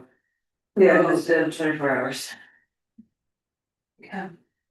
You forget that we can just, planning commission is at 5, and it is 4. Yeah. We can't get that over that time. Let's have it at 7 in the morning on Wednesday. Okay, so we, I agree sooner the better. If we're gonna do it, let's do it. We're gonna do it as soon as we can. So do we wanna make a decision on doing it one day? Okay, you, we'd have to check on Wednesday's office on Thursday. What's that? Who's doing the office on Wednesday and we'll back and play? No, I'd be happy to be here. Well, we can close the office for 30 minutes. We can have you. okay, so, So we have to check with them whether or not it's open on Wednesday, available on Wednesday. We'd have to check with them to see what time, there's probably time available Wednesday, but we don't know what time is. okay, so much like our special work sessions, we can figure out availability, staffing, time. And everything. Is this combined then, or do we? I would a prefer it, Wednesday but- and a Friday? We combine I'll tell you what, I will say this. We're about to get 16 more items from the planning commission. It is 3:48. We haven't started talking about the 6 on today's agenda.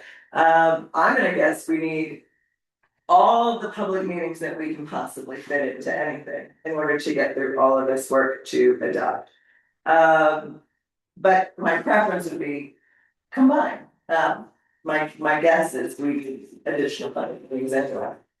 This will be quick. The resolution's written, we can look at it, it'll be quick. Yeah, sure. I mean, it has to be a special meeting, so you can just have all the work session discussion, all the budget, as well as everything else. Follow it. What it sounds like then, it could be combined. It can be, I guess. So I guess maybe rather than Friday, you're saying maybe do it Wednesday? To combine them?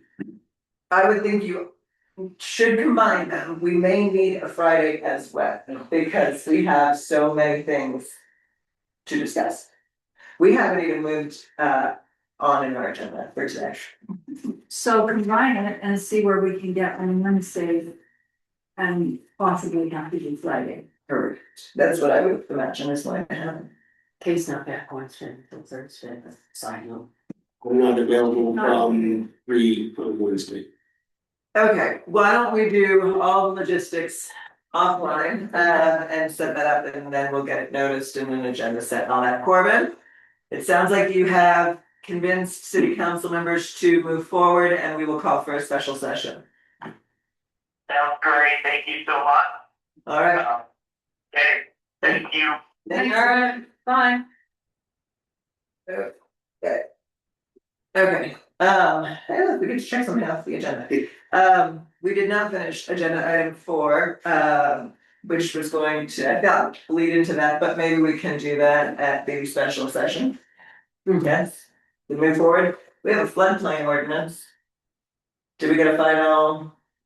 Corbin and Nate are finalizing it. I told them they have it by Thursday, but if we need it, we do not have the final. So we're gonna push that to Monday next week. Yeah. Alright, so then we've got agenda number 7, the road maintenance plan for 2026. Whoa, Kathy, pull up a slide there, please. Let me introduce to you. Please, Kathy, the dynamic duo of Matt Crump, who is our deputy city engineer, and Jared Klontz, who is the road superintendent, Weaver County Roads. He is our guy in charge of roads. He's the young engineer who's actually says this is, well, Jared actually knows how to fix them. And the engineer, they're a dynamic duo. So they're gonna go over the roads maintenance plan. And what we're talking here is how to spend that chunk of the $2.097 million that we committed to Weaver County on necessary maintenance this year. And you're gonna see that there's way more need than there is money. And the two of them drove all 104, 106 miles. And they've come up with their recommendation. Over to you, Matt. Thank you, Kathy. So am I okay just to sit here? Yes. As long as Mr. Allen can see you. So yeah, like Don mentioned, we did drive all the roads, and the purpose of this was to essentially say, okay, here's the budget that we had previously been operating under with Weaver County. How do we want to spend it? So that's kind of what the purpose of this presentation is to inform you on our recommendation and then allow you to decide. Next slide, please. So first step is we went through and we drove the roads. So there's a number of different ways that you can evaluate pavement to, assign some numerical value to it. We opted to go with a Pacer index, which is a fairly common one. The other common one is a PCI, which is a pavement condition index. Pacer gives a value from 1 to 10. 1 is the road has failed, 10 is the road is brand new. We assessed all the roads in vehicle, essentially because of time and budget constraints. We did this just Jared and I hanging out in a car all day, driving all the roads and saying, this is a 3, this is a 5, you know, just driving down the road. So it's a good way to do it. It's not the best way, but we think it was a pretty good with what resources we had. We also, a good thing that we did while doing that was we assigned ownership to the roads just based on Weaver County's experience with the roads in the past of like, do they plow, do they not? So we will get a layer added to the GIS map at some point that shows that. So if there's any question at some point, they're like, hey, is this a private road or is it not? We will show you. And if there's questions, then you can address those and we can tackle them. But that's another reason that we go through this. Next slide. Okay, so we then drove all the roads, assigned a value to it. We used GIS to get a length for that number, and then we create a bar graph that says, okay, this many miles of roads we gave a 2, 3, 4 all the way up to 10. So you can see here a lot of the roads are in the 4, 5, 6 category. If you want more information on what exactly that means, you can go to the previous slide. It gives you the breakdown. But essentially, it's like maybe an average road that it's seen some wear and tear. It's still functioning pretty well, but we'll need maintenance in the near future. A note: so Pacer value 2 or less on there. There's less than a mile of road that's Pacer value 2, and 2/3 is where you really start to get complaints. There are the 2 sections that are Pacer value 2, we already have received complaints about that. That could be to you all or to Weaver County roads. Usually it's a combination of both because it's pretty bad. So the current budget is adequate to address all the Pacer value 2 roads, not all the Pacer value 3 roads. In general, you can do about 2 miles of road for if you're just doing an asphalt overlay. Next slide.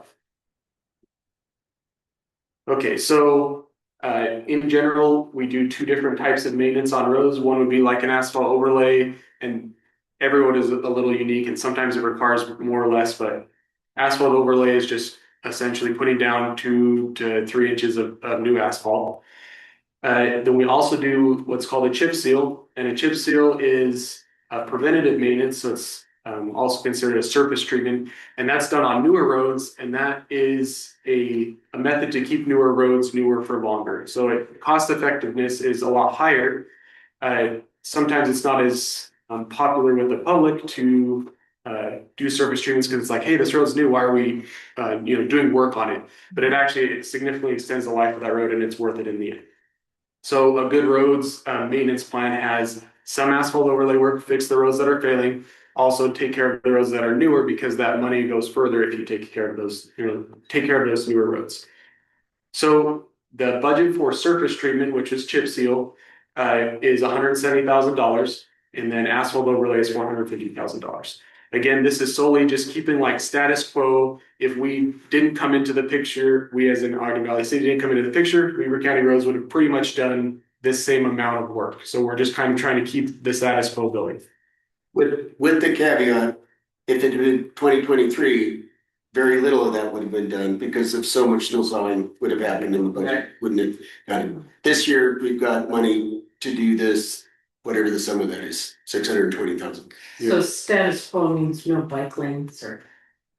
Correct. These dollars are solely for the roads maintenance. Yeah. Okay. Solely to like fix things that are broken. No new infrastructure. No like adding stuff that's. Right. Sorry. So for the level 2, the Pacer 2, by doing the asphalt, does it bring it to a 10? Where does it bring? Yes. Brand new road is 10. Yep.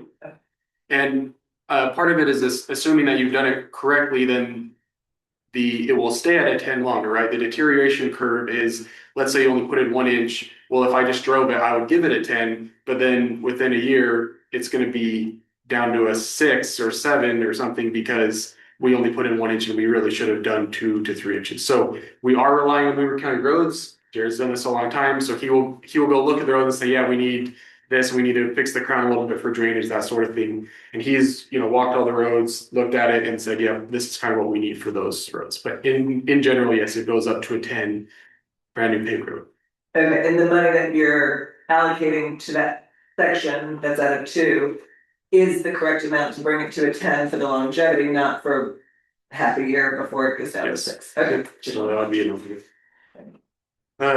So again, we're still working through what the $2 million, the roads budget actually is going to be used for, and how, if that's sufficient or not, and lots of influx on salt and snow plowing and how much of snow are we going to get at the end of the year, that sort of thing. So we're still working through that. So we're just keeping the status quo because that's what we've done and we feel comfortable with. The asphalt purchase order, again, like they've already have a contract to buy that asphalt. Weaver County Roads themselves actually puts down the asphalt, but they purchased it through a batch plan. And then the chip seal, the oil, and the aggregate, they haven't purchased it yet, but that's what they will also place it themselves. And then the last bullet point there. So I have maps in here that show here's the roads we want to do, with the caveat that we are going to target that budget. So we have here's the roads we want to do, and then here's kind of the last map that we're just going to get as far as we can based on the budget. So Jared will just kind of monitor things as they go. Hey, we're going to run out of asphalt soon. We're going to end here. So we aren't going to probably finish all the maps. We likely won't because the numbers we're showing are over the budget. But we just want to make sure they have plenty to do so that they have, yep, we've got all this road lined out. So you go as far as you can. So you can see their proposed budget for chip seal roads, the total is 201,000. The budget amounts to 170. So they'll just go as far as they can until they get to the 170. What is the calendar year for asphalt season? Like when is the time to lay it and when are you done because the weather just isn't? Hotter the better. The hotter the better. Hotter the better. They typically start making asphalt like April 15th, and then winter decides when they quit making it. UDOT's rule in is September, by October you're usually done, or? I think UDOT is October 15th. It's kind of their hard deadline, but again, it just depends on, you can get some good temperatures and they'll just keep batching the asphalt and you can replace it. I've paved in December. It's not, it's not the best, but you can. Yeah. Okay, and then my other question, so you have to leave some sort of budget or money out of the 2 million for winter. Yeah. For many reasons, we all hope we get a very big snowfall winter and all that, but of course that drives up. And so you're just kind of guesstimating on how much to leave for.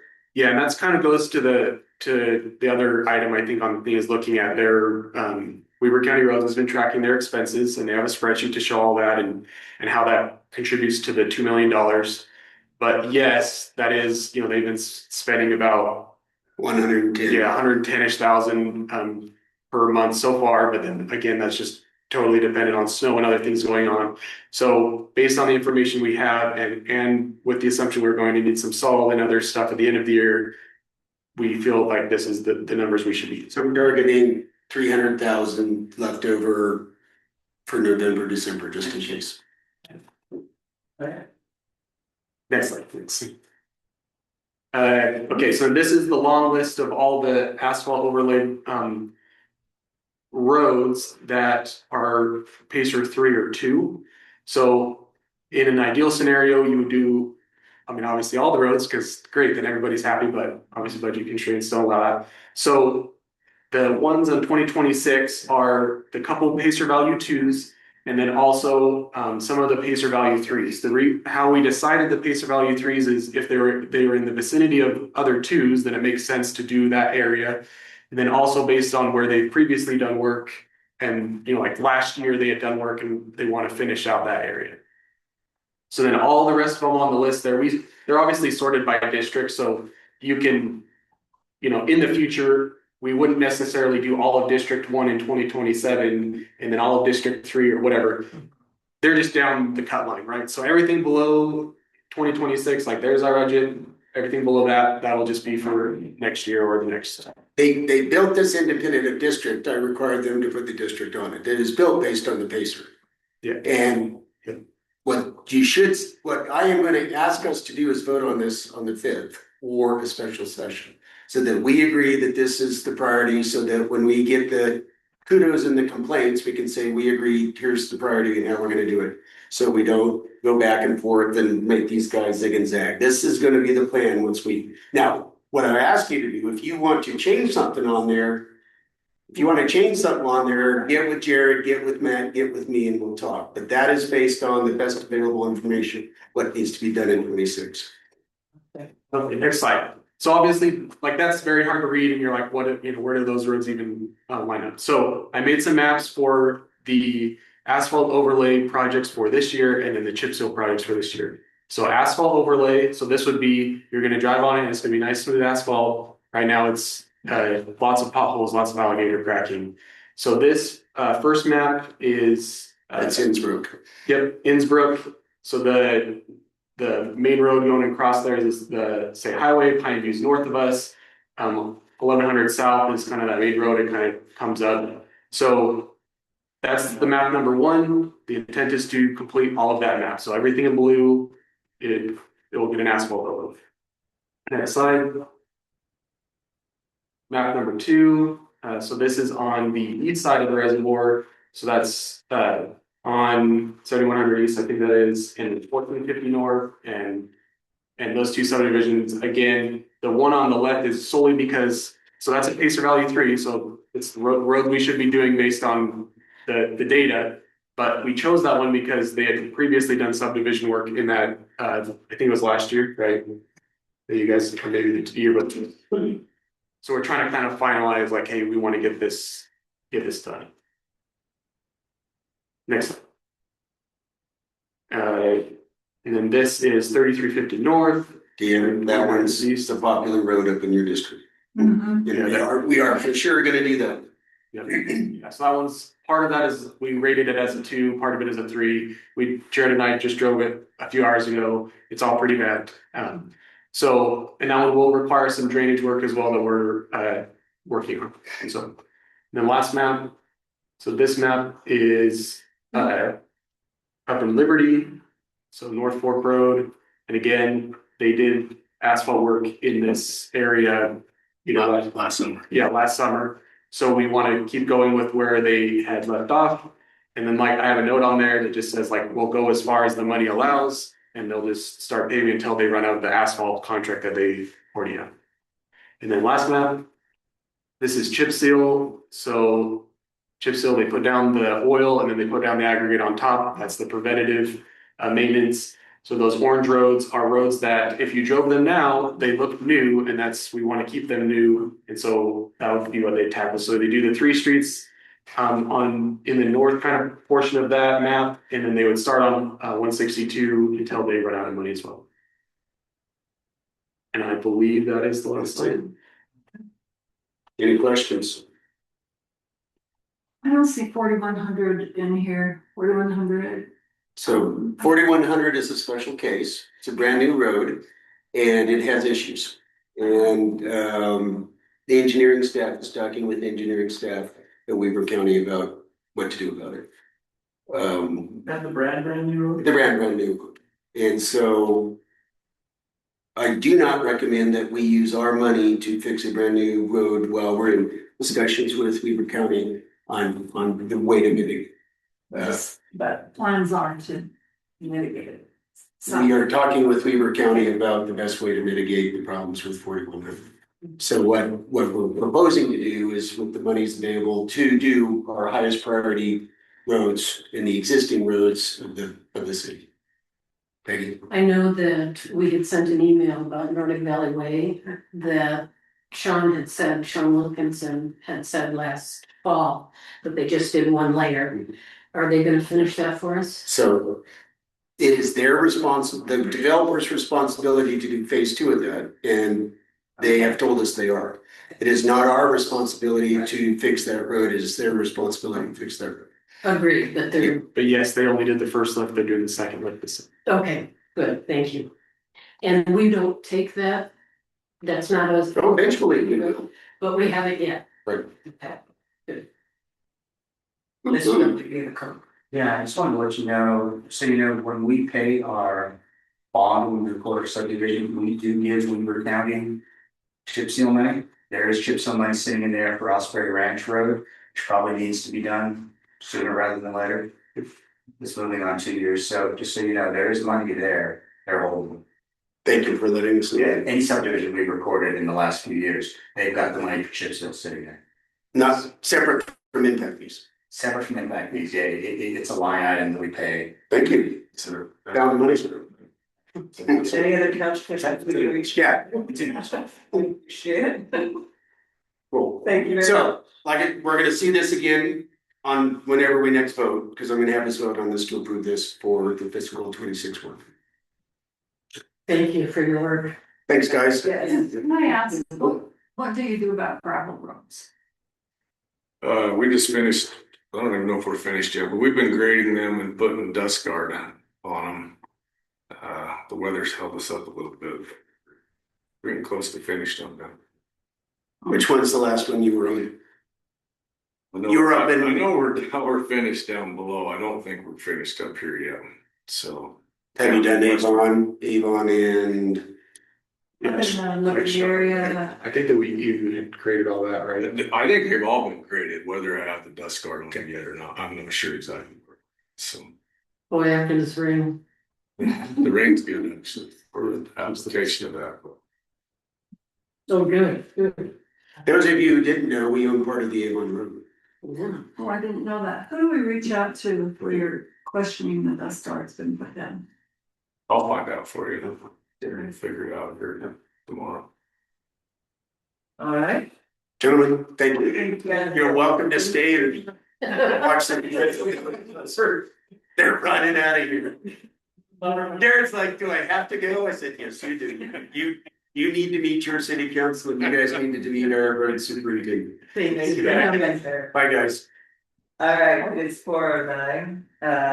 We are on agenda 8, discuss Eden Valley Trails request for $399.38. Recall, recently we approved an MOU. That MOU requires Eden Valley Trails to come back to us and ask specific approval for a specific amount of money. I have a bid from them for $399.38 to buy delineators. I recommend we approve at our next meeting, whenever we can vote, to reimburse Eden Valley Trail for $399.38 so you can buy delineators, put them on the trails. So my only question is, you say reimburse, that means that they've already been purchased. I don't know if it's purchased or not. We don't buy them, they do all the functional buying. We reimburse when they hand us a receipt for them. I understand that. Knowing that we are underwater as dramatically as we are, I'm just wondering about the process of when they come and they ask versus if we're reimbursing versus, hey, you know what, granted, $399 is not a lot of money in comparison to some of the other things that we have to pay, but we're gonna need to figure out priorities and cutting where we can, and I don't know how that works there. So with the MOU, do they come to us ahead of time and say, here are the top priorities that need to get fixed, and this is what they'll cost? Like, how does it work that way? I have no idea, because this is the first time we've done it. He came to us and said, I recommend we fix the delineators. I don't even know where they are. I don't even know what delineator is. It's a tall thing that keeps you as the post. Gotcha. And here's the quote, $399.38. Okay. That's all I know.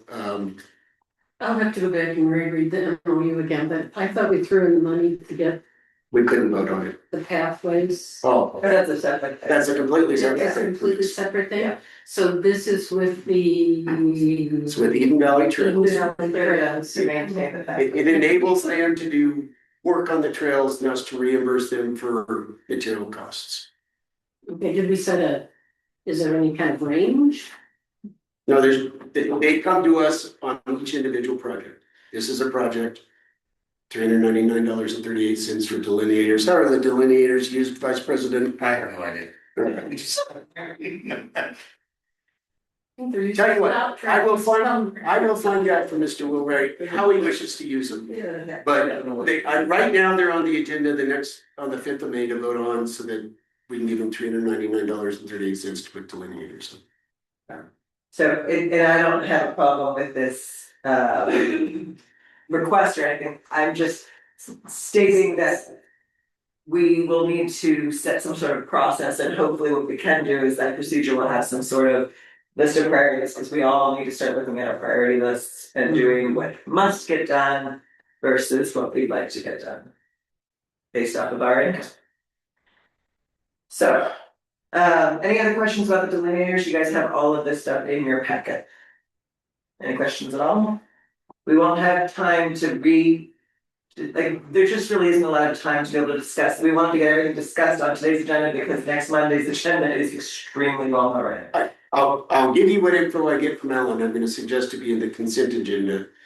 Right. Based on whatever info I give you guys. Right. It would be under consent, so if you've got questions, please avail yourself for the information. Alright, if there's nothing else, agenda item 9, discussion of planning commission's recommended land use items. Now, I had apportioned an hour to this, and I understand that technically we do have the room for one more hour. I have a hard out at 5.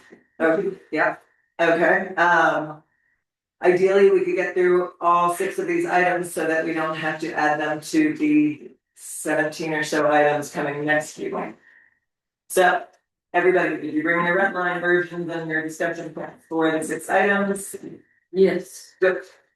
Starting off, unless you want to move around the agenda, we've got FB. Yes, and if I may, we do have someone here that would like to speak to FP3. Okay.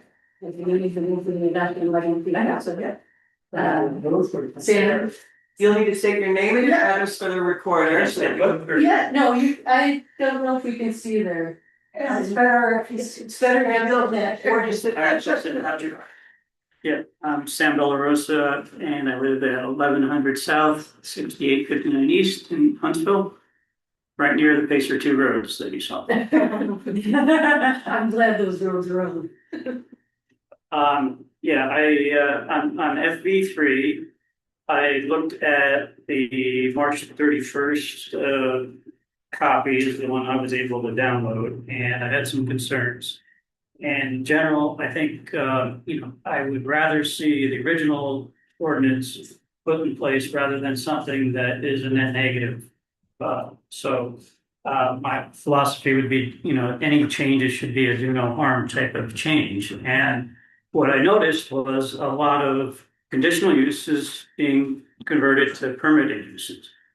And in particular, a lot of those conditional uses in the existing old zone were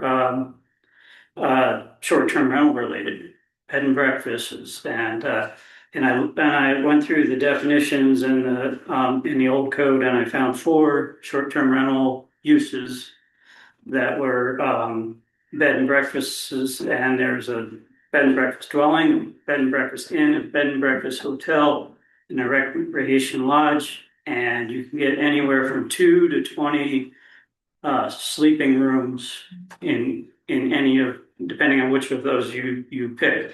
When you move that from a conditional use to a permitted use, now there are no hearing requirements, there's no public input, and I'm concerned that would just fly through. And I'm not sure that was the intent. Do you want a 20-person hotel in a residential zone?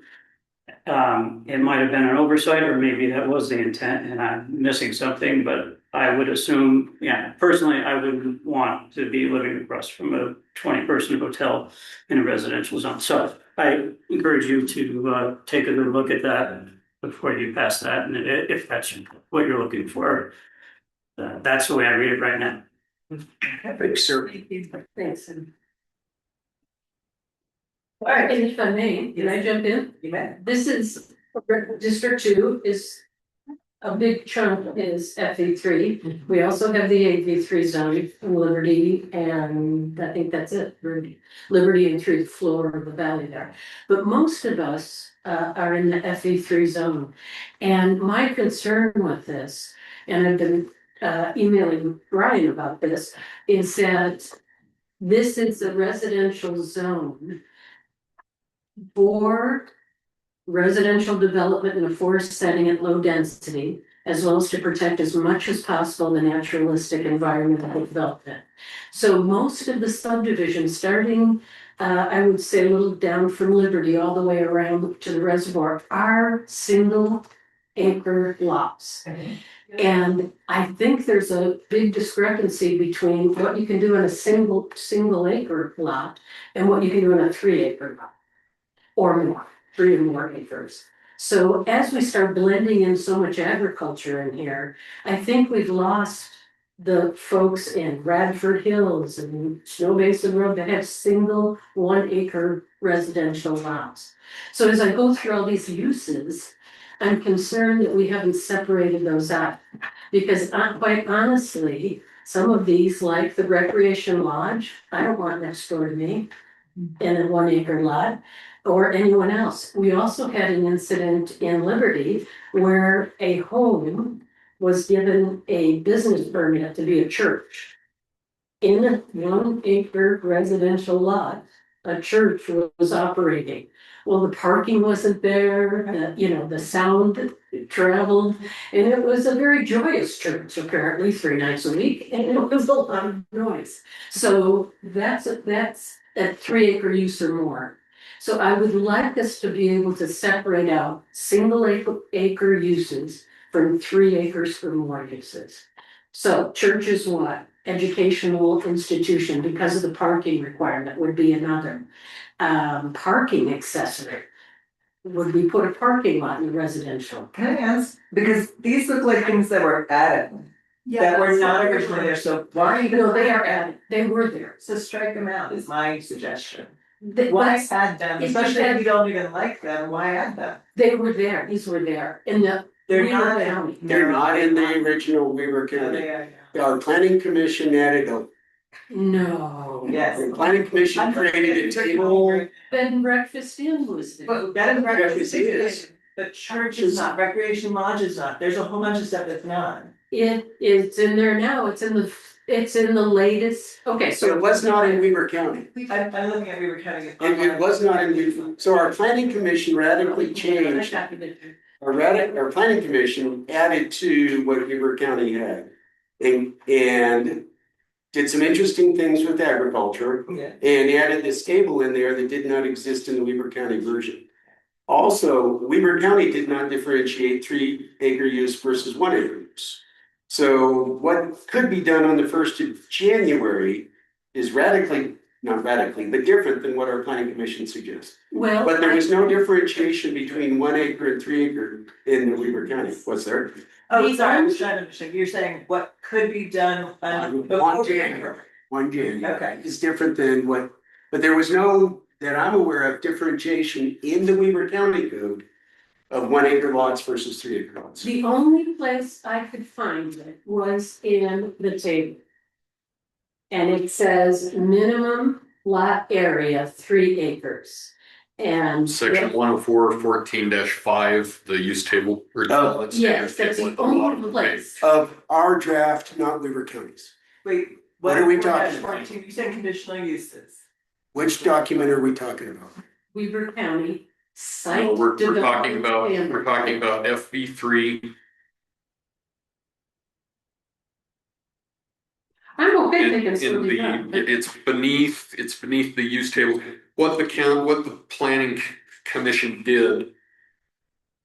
They were attempting to reformat FB3 to look like 83 because 83 had these types of tables in the document, but what they did was they took the list that is in the FB3 of conditionally permitted uses and added them to this table and made them all permitted uses.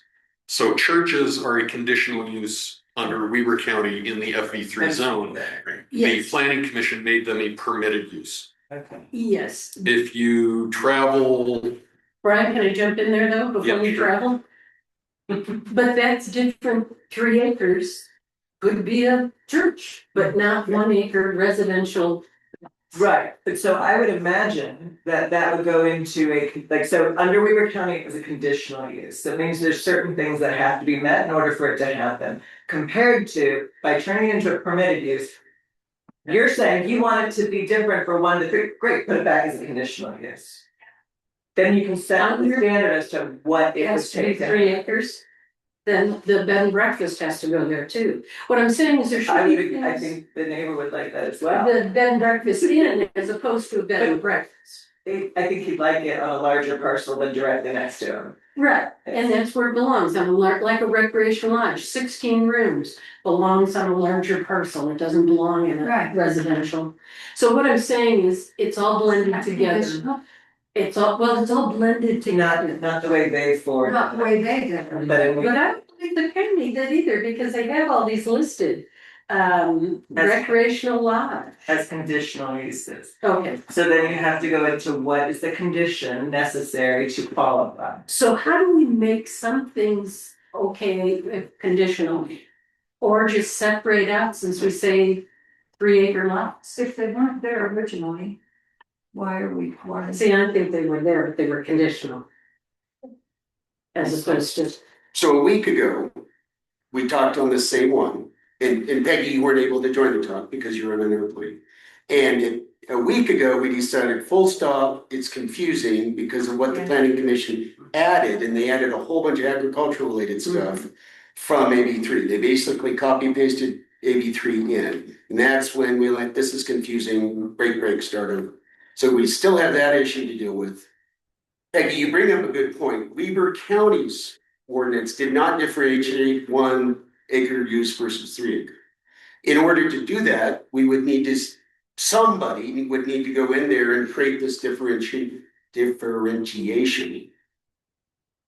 Which somebody's got to do that, but this is one of the major residential ordinances that's got to be in place if we're going to open up for residential use here soon. I believe that, So to me, an easy way to deal with this is go back and roll over Weber counties. And then acknowledging it's not perfect, and then going back at a later date and having the planning commission or the planner create something new. Or if we really want to differentiate 1-acre use from other use, then somebody's got to go in there and create this thing and get it ready for us to look at by the 12th of May.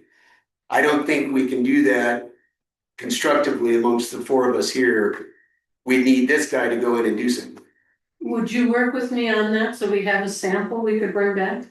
Sure, but let me bring up a couple of things. First of all, if you look at section 104-14, or this chapter subsection 5 in the Weber County Code, it's a table of site development standards. The very first line is minimum lot area is 3 acres, and that would apply to any use in the zone. And that, and I understand there are lots of 1-acre lots that are being used for other things other than homes, but that's a Weber County problem. Right. It says right here, in my opinion, very clearly that the minimum lot area for any use must be 3 acres. Now, that has been copied into the Planning Commission's version of this ordinance. Correct, and they just brought that over, they were trying to blend some things, so either that needs to be at the top. So everyone sees that B3, it has to be 3 acres, but then you leave out a lot of our neighborhoods. That are single family dwellings, Nordic. Single family lots that were created prior to 1998 are going to be single family 1-acre lots regardless. Right. There is also, as much as I hate recommending them, there is also the principle of a land use variance where somebody with a 1-acre or other oddly sized lot that does not meet the minimum of 3 acres wants to come in and say, look, I want to enjoy a substantial benefit to my property that my immediate neighbors can enjoy. I may be on a 1-acre lot, they may be on a 1-acre lot.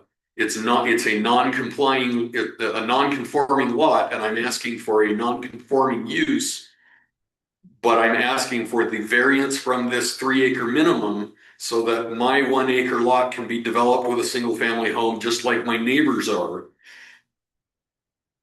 I thought I was with you, right up to the end. Okay, you can provide a variance. You want to be very careful about issuing variances. But if, for example, you have a 1 acre lot that is surrounded by 1 acre lots that all have homes on them, even though it is a non-conforming lot, it does not meet the law that you have to have a 3 acre lot to build on it. They can apply for a variance and say, look, all my neighbors have 1 acre lots. All my neighbors have homes on their 1 acre lots. That I want to enjoy that same substantial benefit that they have on their property. And even though my lot is illegal, I'm asking for a variance from that requirement to construct a home on. But they cannot do one of these things that should be on a 3 acre lot. Like they could come in and ask, but you don't have to say, you can say, look, your neighbors don't have a church, your neighbors don't have a bed and breakfast, your neighbors have a single family dwelling. We will allow you that same right to enjoy your property in the same way that your neighbors are enjoying it. And I just want to make that clear here, because this is not clear. I agree. Councilmember Shaw seemed like she wanted to speak. I just wanted to ask on the 1 acre lots, since I have one next to me. It's subdivided. So what about these people? Cause I happen to know one in Liberty that, you've been contacted about that looks like they're building on. It's a 1 acre lot that they bought. So are they not allowed to build on there? If it's subdivided? If it was subdivided prior to 1998, then yes, they are allowed to build on it. If it was subdivided after 1998, then that was probably an illegal subdivision because it was in 98 that the county stopped. And you just use cluster subdivisions and various things to move things. Well, that's true, that's true. That would be noted in the subdivision. It depends on. And I think you're aware of the situation because they've contacted you besides me about it. But anyway. Yeah, if they're on a 1 acre lot that was legally subdivided, then yes, they're allowed to build on it. So my intent is just to address both issues, the 1 acre residential lots that are heavily populated through this zone and the larger lots, 3 or more acres if they want to engage in agriculture or anything. And I think what the planning commission was trying to do is keep things consistent. So between zones for agricultural use. Although this is not an agricultural. It's not an agricultural zone, so many people have larger. Here's my suggestion. My suggestion, especially in order to do things in a timely manner, would be to stick as close to what was there before as we feel is appropriate. If there's any problem that needs to be fixed, then you fix that. But rather than getting really creative and kind of trying to design a new AV/FB zone, let's just go back. The actual FB3 zone in Weber County is relatively short. This is lots of double-sided pages. I don't think we need to overcomplicate it. I think you stick to the original FB3 and you fix the parts that you don't like. I know I went back through the notes of the transition team and there were some comments about maybe striking out golf courses. I don't know whether or not there's rationale behind it. That was just, it's a group of volunteers from the valley, that it's a group of volunteers from the valley. Other than that, there were not a ton of changes to this zone by that group of volunteers. So I would go back and see if there's any problem you wish to fix out of the original one and then forward it. Okay. That's my suggestion. We were So going on that. Weber County. Yeah. Okay. I am happy to do that. I know they wanted to have reference to agricultural use on some land in there. We're not all 1 acre. There's a lot of big lands. But it is Forest Valley and. Yes, sir. Hold on. Yes, sir. Going back for simplicity's sake is the right thing to do. If we're going to say anything beyond agriculture as a use in all that Weber County says is a conditional use, it's not even a conditional use, it's a permitted use. So if we're gonna say anything, the right thing to do at this point is reference 104-2-4, the special regulations of AB3. If we're gonna say anything else about agriculture. And if we're gonna say anything about family food production, it is also reference how we define family food production in AB3, so we're consistent. That's what they were trying to do, was be consistent. Well, but we're absolutely not consistent, because eventually we're gonna look at HR, or we're separately non. So either, I'm okay going back, just knowing that we have defined in AB3 specific, here's how you do family food production, and here's what agriculture means. So my preference would be add in, do agriculture in accordance with the special regulations of AB3 if you're gonna do agriculture. And if you're gonna do family food production, do it the way we said to do it in AB3, so we're consistent. Okay. That's how I would And do that's this. what I think they were trying to do by adding all that, because that's a lot of the language. I also think they wanted to, and I'm just gonna share my impression, is they don't wanna just keep accepting everything from Weaver County. They wanted to take a look at it because we know how much work this is, and going back is gonna be way down the road. So they wanted to put that effort in up front and really look at this. So I think it's still a little convoluted, and I'd like to work with Brian on that and bring a copy back. I would like to know exactly what the homework assignment is and what we're gonna work to do. So that next, this is the fourth time we've looked at this one. Next time we gel around what we've agreed that we're gonna look at. I was gonna work with Brian, come up with a different draft and send it out. Is that? What is the basis of what you're gonna work with? Are you starting with Weaver counties? Or We always have. We started with Weaver You're County. gonna start with So Weaver you're counties? not starting with this. Are You know, you? I'll start with Weaver County because I did have that one here. And we will look at their problem. I can support when it's based on Weaver counties. If we're gonna say anything about agriculture and family food, I would suggest reference 104-2-4, which is the AB3 definitions of those. Got it. And then I can live with this. then they- Once we start tinkering with everything, it all gets funky wonky, and that's where we are. We are, and they're working hard to try to do what's right, so. No one's unsettled that, and we're taking what they forwarded, and it's up to us to actually get something. So will you and Brian have it available for whatever day we decide we're next meeting? Yes, when are we meeting? Well, we haven't decided. Okay. Discussion of Wednesday, but I'm otherwise. saying yes, Brian, are you free? It works for you. I'm here all week. Okay. Okay, if We'll that have it ends then. that discussion, we can move on to ordinance HR, the former FR3 ordinance. I provided red lines on this as well to Brian. I did not send to everybody because that's not how we were doing it.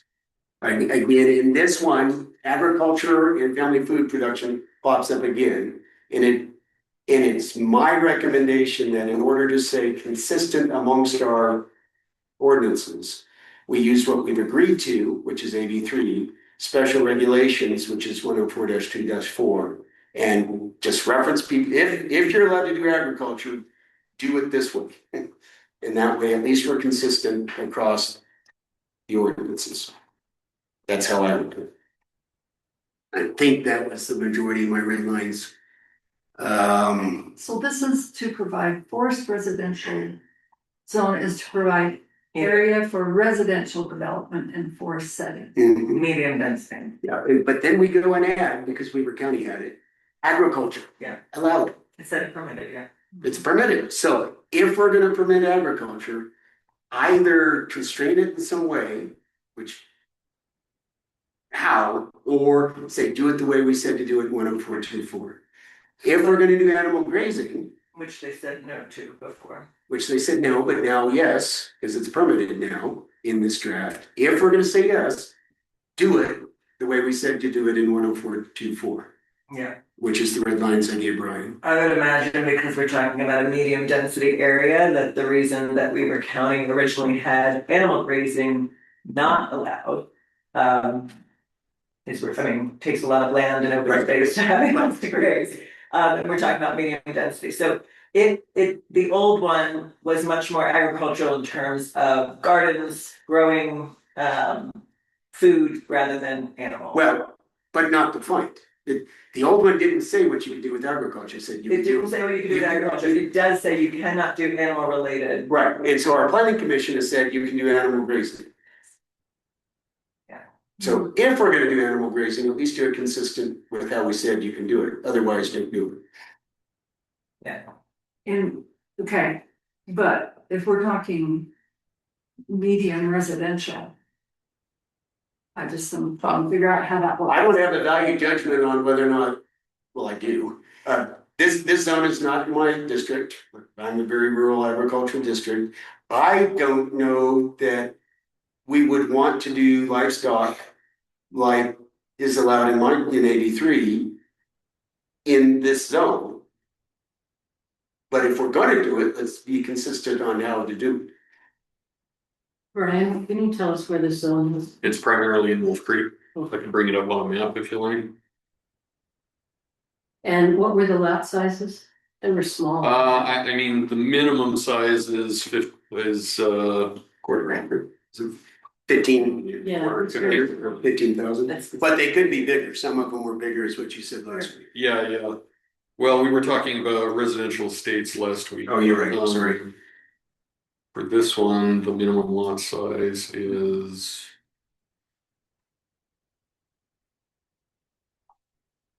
20,000 square feet. Oh, no, if they're on a sewer, they can be as small as 6,000 square feet per Because acre. they allow condos and things. Yeah, There's no differently housing. yeah.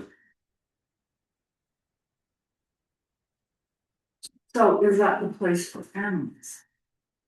Is that the place for livestock? Livestock. Because separately allowed is horses. I'm just thinking about a situation in Liberty where, someone tried to bring cows in next to where, small villages, guess that's what you would call it. And there was a lot of complaints about it.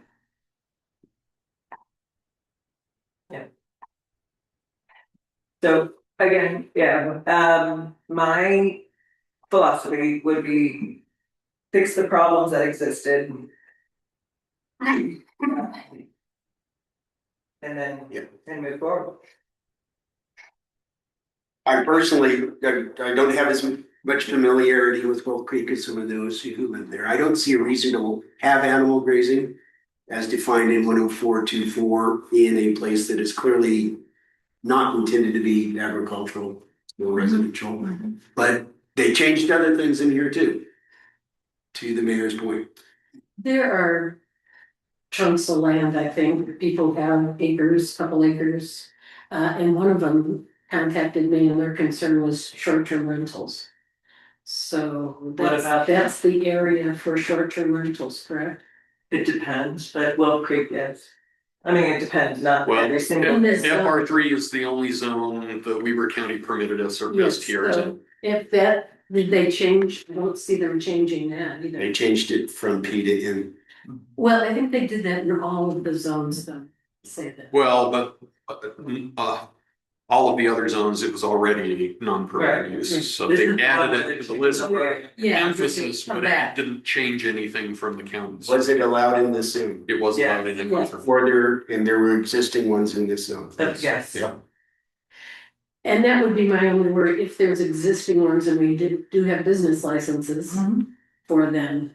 Like, if we say non-permitted, then going forward, we wouldn't accept business licenses for a while until we've decided. Short-term rentals, that's coming up on I know they talked about it today. And Did the planning commission say why no for short-term rentals? I think the biggest issue is that they want to learn more about how many are operating within the city and how to better enforce good behavior with renters and with landlords or landowners. I don't think their intent is to outlaw them throughout the entire city, but It's interesting because they specifically wrote it in that they're not allowed in any zone, so it looks a lot like they're outlawed. Yeah, I think their intent is to outlaw a short term, until they get a handle on it. Well, I think their intent is to block them at least temporarily. Temporary. But Provision of freezing, you're removing. You're removing. Or not. They really wanna look at the issue before they make decisions, and they're trying to be very thoughtful about it. And I think it's a good thing to do. I'm not arguing that. We, on the other hand, have to deal with, you know, the reality of it. We've just approved a bunch of business licenses of short-term rentals. So they've paid their fee, they've got their business license. If this remains, we're gonna turn around and say, thank you for giving us that money, you know, we're gonna have your business license. Or once it's changed, it changes. Yeah, it's like the impact fees, once it's changed. Yeah, I don't know if you could go back and revoke Yeah, a business license, you might be, they would be operative for the duration of their license, and then you could refuse, you could choose not to renew the license. Exactly. However, a lot of this FR3 zone, which is the, I don't know, it's the red? No, it's the kind of It's like green, light green. it's like, yeah, we got a lot of shades. Yeah, we got Kind of many colors of green here. I gotta work with my. It's right above the city too. Yeah. Oh, it's. Yeah, so the FB3, many of those, again, the master development agreements for them allow short-term rentals. Yeah. So even removing them from the zone doesn't change use. Right. So what was your argument about as far as the animals in that area? Like, did they do away with that yet? No, they. It's in here. Right. It's an animal grazing. It wasn't allowed, now they're saying it can. If we have sections up here, is that one that you point to, Sharon? There's a big rectangle at the top. Is that, This is that. FR3? No. The olive stuff is Right, so it's, yeah, it's FR3. And they're mostly built out. There is the one subdivision kind of on the top left of FR3 that it's not built, but it's platted. What's the one above the dog? Yeah, what's that? That's FR3. That one has not been built, but it's a platted subdivision. Okay, so. So it's not dedicated open space, and it's not currently used for Are agriculture. there any good examples in there of why they put the livestock back into that? Because when we're just looking at it, it seems like it was a good choice not to have around the golf course. You know, I mean, most of those homes are homes right around the golf course. But then I'm guessing there's got to be an example of. Yeah, I think it's just an interest to promote an ag-friendly community. Okay. And is that your take on it too? What's Or that? you're saying either one or the other on it? Now that I'm getting caught up on that one, is that you're saying is to get rid of it or make it the same as others? It's like What I'm saying is, if we're gonna allow livestock grazing, we should have one consistent, here's what it means. not in one area, but half a horse. Define, and over here define it differently, is just to keep things simple at first, we can go back and change. Yeah. That's how I would approach it. I'm not set on livestock existing over there. It doesn't frankly make any sense to me why you would wanna run 20 head of cows over there, but. Right. You don't How have would the you room, keep them you off? wouldn't have the room for it anyway, because And The- people would complain. in order to run the livestock, you still have to have the acreage as required in the. What about the The small user- ones, so chickens, stuff? Well, that's family food production. So if we're gonna look, which is allowed in this, right, Raft? Or not? It's, Is family food production allowed? I don't remember. Yes, it is. So family food production. If we're gonna allow it, I would say we refer back to 11424, where we define how to do family food production. family food is permitted, yeah, it says see section 10424, whatever that is. So it is. But you delete right, but you would delete out of the special regulations. My red line says cut their special regulations out of this one, except for two things. Understood, but when you say family food production, I'm not sure what they were allowing, cause they. Well, Was it only greenhouses and? No, they allowed all, down in the special regulations, they allowed that whole list of 100 chicken stuff. Okay, cause it does say no aviaries, no. Right. But under family food, they had the chart that would allow 200 chickens on an acre. You talking about the planning commission versus Weaver County? planning commission. Yes, I'm going back to the Weaver County one. I'm sorry, I've been working on with the planning commission. No, sorry, I think there's a number of things in there that need to be taken back out. Philosophically, Whose assignment is that? Because I think you really need to look at, excuse me, I interrupted you. no, go ahead. I think you have to look at those chunks of zones and see, the size of property and who's there. And what they're using, because if you're taking something away from somebody. Because I know around as you're driving up to Wolf Creek, there's some acreage with. Right, but there's already 15, it's a different thing. So, Miss Hollow is FR3. Miss Hollow is townhomes and condominiums. We don't own any acreage. I can't imagine anyone putting a chicken or anything else out there. And how would you keep it off the golf course? Because that's the only open land around there. That's my perfect example with 1 acre versus 3 acres. We have two distinct. We don't have any. I just want to, little bit condos versus, what I'm saying is there are some landowners that have an acre or more that might want to have chickens and sheep or a goat, where I'm saying. Yeah, I saw that, you're exactly right, it is in here, it shows that 1 acre is the minimum. Yeah, so I just say, before we say throw it out again, somebody needs to look at those zones and see if there's anybody with acreage that might want to do that, because then you're taking it away from them. So Patio Springs, I believe, is in FR3, and I know plenty of people have chickens over in Patio Springs. And right before that too, as you go up the hill to the right, I don't know if somebody bought that property or not, but there's big open. Are you But they're still different talking? zones. That's what I said, that's what I'm saying, somebody has to look at that zone exactly where it is in all those little areas. Because there's multiple light green areas around there. Understood, that's why we created the GIS map on our website, to show what was before and what was being proposed. So that you can see all that. Are you still talking about animal grazing, or are you talking about family food production? Good question. It could probably be more family food production. I don't know how many sheep are allowed for family grazing or for animal grazing. I don't know what the difference is, to be honest, the numbers. Animal grazing is undefined on numbers. Okay, so Because this would be animal Well, grazing. if you refer back to 104-2-4, agriculture, it's to raise the livestock, to slaughter them and sell them. Family food production is now under AB3. There's no limit on the numbers. You have to manage them humanely. I'm paraphrasing. That's not the words we used, but that's how we wrote and approved AB3.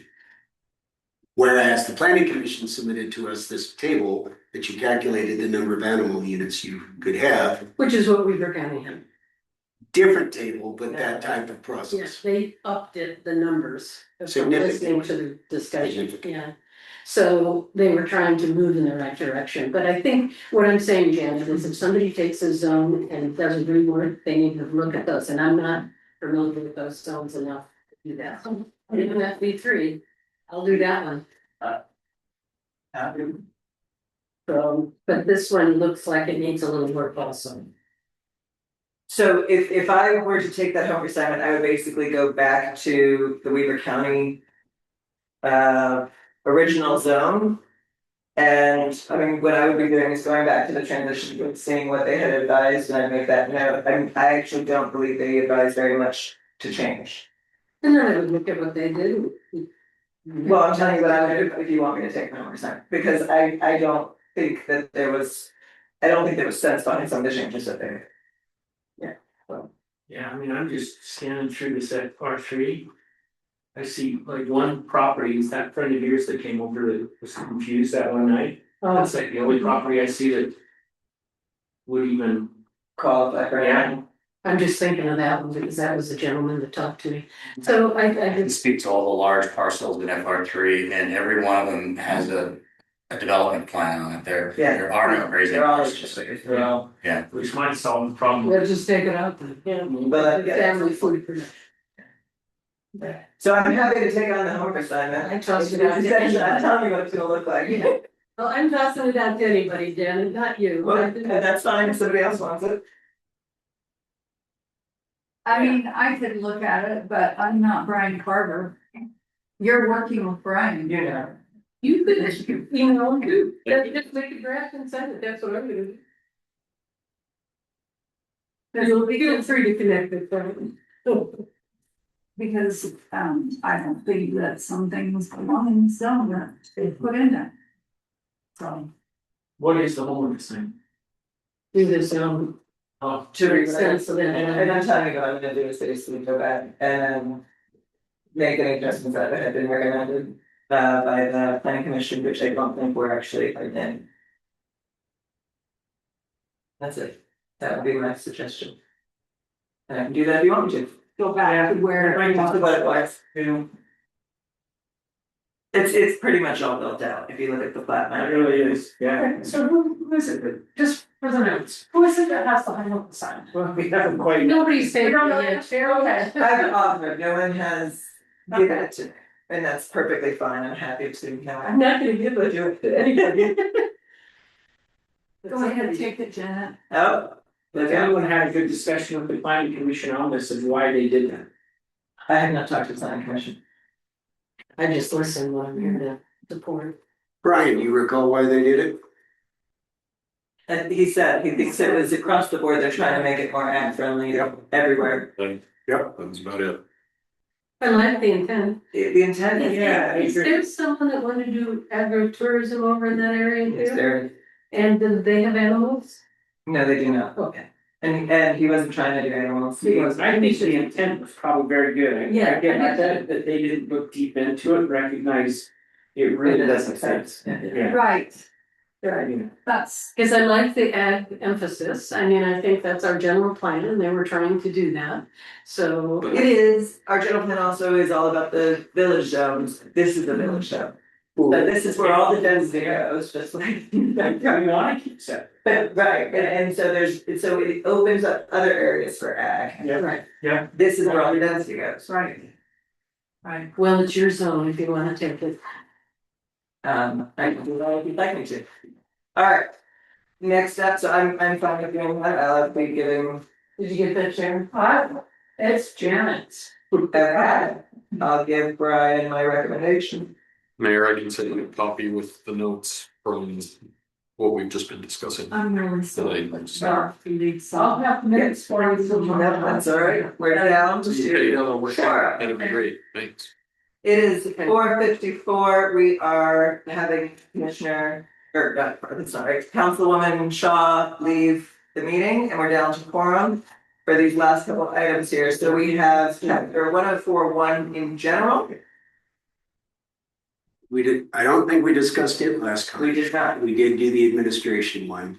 No, we did talk about, we did not. We approved the. What was it about? we for sure didn't talk about wonderful. Creation, whatever. So I did not send a red line, right up front, since gravel exists in our zoning map, we need to add gravel back to Yeah. the establishment of the zones in section 104.11. That was my only, let me see if I had any other comments on this one. DR against. Yeah, but that was struck out on the draft we got. So that to me is a simple one to approve as long as gravel goes back in there, since we approved gravel in the Stoker land for our zoning map. The large solar energy system that's out there. Under, We talked about small, I don't remember ever discussing large ones. It's on this page. yeah, I don't recall it. Yeah. Okay. Well, we were. It certainly wasn't brought up as a zone, Okay. so, yeah. Okay. Is that right? The DR went away, we never had a conversation that included SOZ, which means it never came in front of us, so. Right. We The farm base is gone, manufacturing, we haven't seen yet, but they're suggesting going from several to one in B. Yeah, so I'm okay with this one with G going back in it. Will you just look at this last section 104.14? It's requirements for parcels split by zone boundaries. It's just 2 quick paragraphs. I just want to make sure we're good with it. This is language that came from Weaver County, I assume. I assume so too. It Right. looks like it goes to the For one, least for restrictive. The very end of the document. the very end would, that was from Weaver County. In general, they try to keep, in general, it's nice and it's tidy to try and keep building boundaries aligned with property boundaries, but it's not always the case, particularly with large parcels where, maybe they front a transportation corridor, but you want the rear side of the property to have a different use. But this is just administrative language on how to determine an appropriate land use for a property that's split by the zoning thing. But a landowner could come in and ask for a reason. I'm thinking of Yeah. 2 people off the top of my head. Yeah. That may want to do that, so that wouldn't preclude that from happening. No. Just wanna make sure we looked at it. Thank you. Okay, I was good with that too. So the only homework assignment that we talked about is Brian adds back in G. Yeah. Signs, chapter, or it's not a chapter, it's title, I guess. Signs. Title 110. Was like, Why is the soap boy?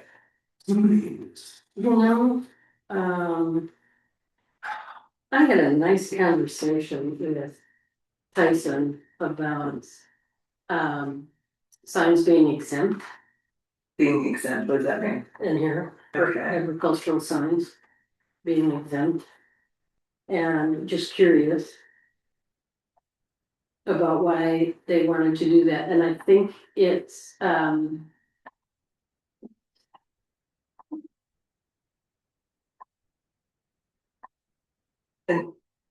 can you just help me out? What do you mean by, so any agricultural sign is exempt from what standards? 110-2-2. Well, Yeah. second or third page down. Exemptions. Right, yeah, and you're saying, Yeah, it goes. where are we at? The Oh, sure, agriculture yes. operational signs under exemptions. Now,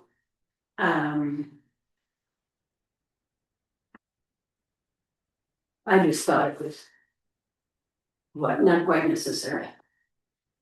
I agree, it wasn't in the original one, so this is something new. And the question is there a problem we're fixing?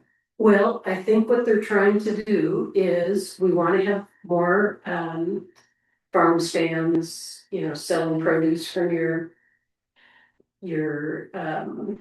farm, even though we don't have farm defined in the definition piece, but they wanna sell their produce, sell products. And I think they were trying to help that by, you pick crops available signs. Those are conditional Right. use. You see, I think they're in other places. I think, and that was my thing, I think they could be covered in other parts of this ordinance. But this is the sign ordinance, I'm trying to understand. We are in some. Right, what I'm trying to understand, so when you say you pick and all that other stuff, well, what we're trying to do is not have sign language in all the, like one sign ordinance and then you just refer to the sign ordinance, that is correct, we are trying to do that. But I'm sorry, I'm trying to understand, so he added agricultural occupation signs, the following signs. Are an accessory active agricultural or agritourism use shall be exempt from the permit requirements provided. Provided they do not have traffic, what, I mean, why, it's just a business, the businesses have the sign ordinance is the sign ordinance. Why would we make a new exemption? For some businesses and not others? Is it Right, and I think the differentiation was commercial versus agricultural, so it is commercial? I know, but they were trying to kind of get away from some of the heavier requirements of commercial signs. So I just felt like, let's see what I said. Brian, do you know why they did what they did? Do you recall? To remove regulatory requirements on agricultural operations. Right. Just remove the necessity for them to apply for a sign permit But we do have. for these kind of temporary, Right. these kind of temporary things.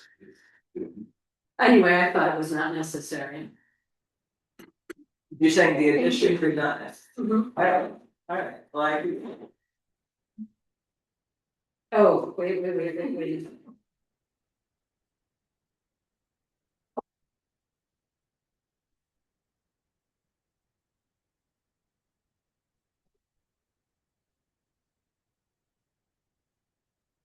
Wait. Yeah, wait. Okay.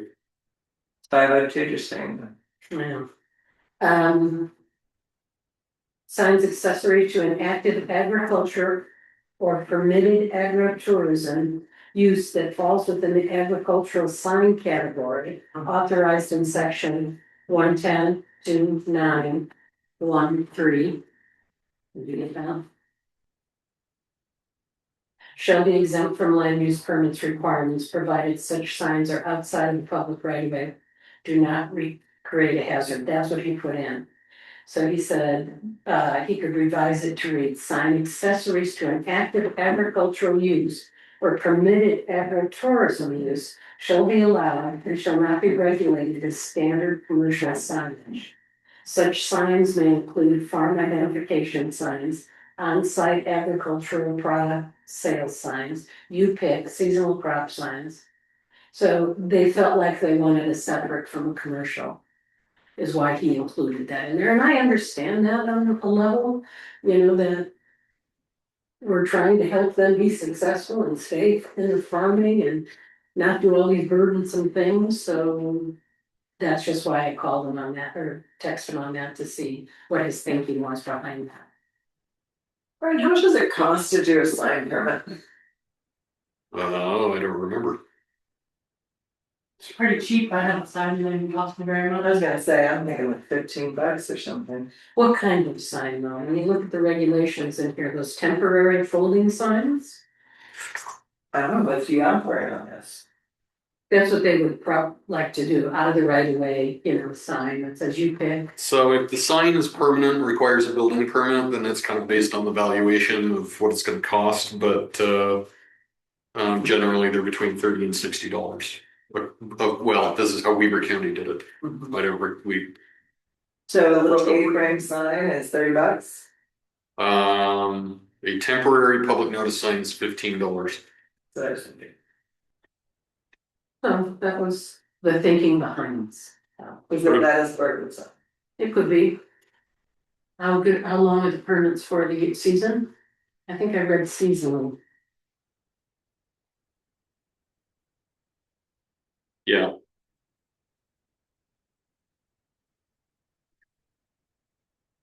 My only worry, other temporary signs.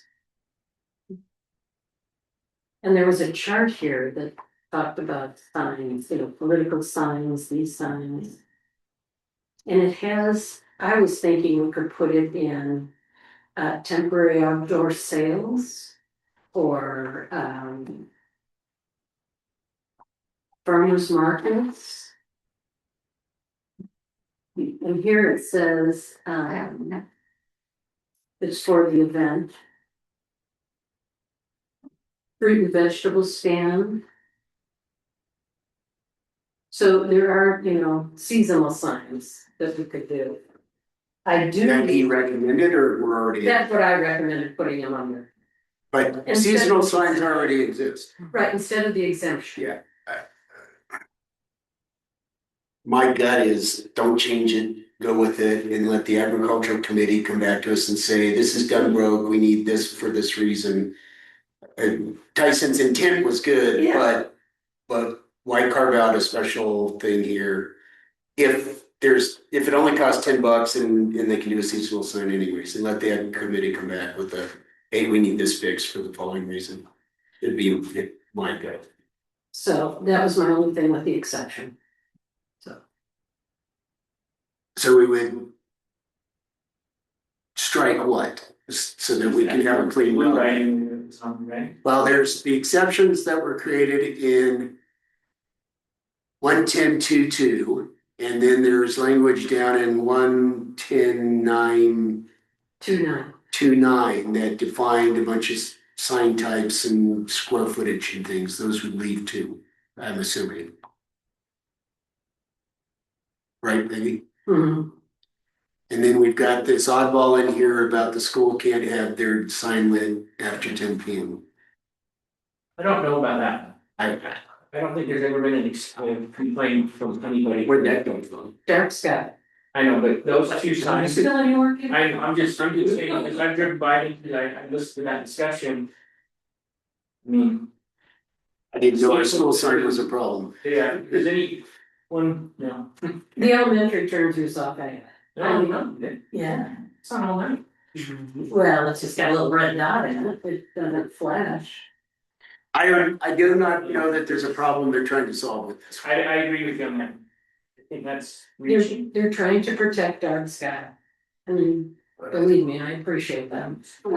Okay, But I don't know if that one, it contributes to darks, to light sky. Yeah, so I think the issue is, let's have the ag committee talk about the signs of things I don't want. And that Weaver County never permitted before are all of these signs that look like campaign signs around to clean gutters and do this and they're stapling them on and. You know, I don't want it to get to be. You know, signs all over. So there are state regulations about all that. Campaign or commercial? Campaign, yes. Campaign, Yeah. sure. Well, there's a proliferation of you dump them's going on. On all the power walls. Oh, yeah, I there's. didn't know what that means. Well, You don't it's, know they're rented dumpster. It's the one out in District Gotcha. 5 right now. Yeah, They're so, proliferating. yeah, and we never allowed those before. I was. And I don't think this allows them out. And Iris, because it's pretty much. Yeah, we need a code enforcement person. We'll have one soon, hopefully, we'll talk. I would take out the blue, I would take out the thing about the school has to turn it out to me personally. But. And we just need a homework assignment and go on and see if we can get through another one before we all run out of juice. That's how I would approach this. Yeah, before we Before get down. 5:30. So, I mean. It looks like, I mean, correct me if I'm wrong, it looks like we just reject the alterations and go back to what it is. So the alterations except for change county and city. And we took out a big chunk of this. Didn't they, Brian, that was unincorporated other areas? I think there is a whole. It's a whole other. That's Title so, 110 is just. so section for Title 110 had two chapters. Yes. One was for Weaver County and two was just for Ogden Valley. One was just. We've already stricken all of, we took all of chapter 1 out. And we're just using chapter 2 and it just renewed. Yeah. So is that correct, that Brian's just going back to the original, taking out those changes that were advised? I don't know, there's states in here, the red line. I can strike all of the editorial notes and things from Weaver County, the dates that they made changes. Right. That's all, that would all come in. Okay. So does that make sense? Yes, to me. Then Brian had that homework assignment. Just return it to the original county. Yeah, but with the city then. Okay, that's signs. Are we done? Or did you have something else? Okay. Design review 108-1. Design review, all right, I've got some issues there. What is it? I have a question while you're looking. It said in there that Ogden Valley has an architectural and landscaping chapter. I haven't been able to find it. Ogden Valley has a. Architectural and landscape chapter. Has anyone found that? It might be in his So design standard, chapter 2 is architecture, landscaping and screening standards. It's coming up to now. Okay. And it only applies to commercial, industrial and multifamily. Right. Form-based That's what tennis this, thing in there. wasn't that what this one was? Am I reading the wrong ones? Which one are we on now? 108-1. Yeah, design review. So, and I'm the ag committee chair, and I do not think that we should hear the exceptions that were suggested out of the planning commission for exceptions. They're exempt except where safety issues are involved. Well, how do you know there's safety issues involved unless you do a design review? Where are you looking? Yeah. 108-1-3. -3. Exceptions. Bottom page 2. There's a whole bunch of other stuff. Okay. Yes.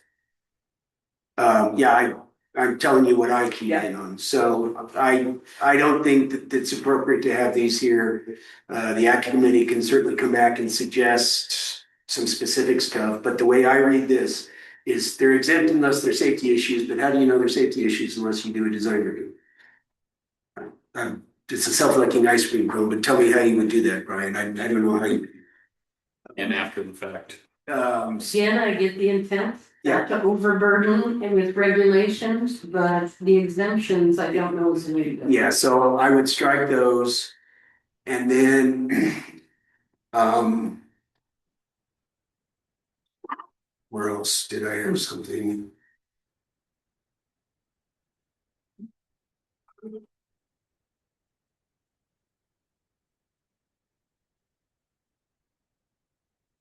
Can I just tell you that the purpose is written backwards? It tells us what the purpose is now. What do I, what's my other one? No, in the beginning, first, the end of that first very long run on sentence. It says, and the development of property shall in no case be such as it would impair the intended aesthetics during development of the neighborhood. I mean, it's a one long sentence. Yes, that was it. I mean, I got lost in legal language in this one, I have to admit. Well, and how much of this extra new stuff did you write as a planning expert, what you suggest to be in there versus what the planning commission requested?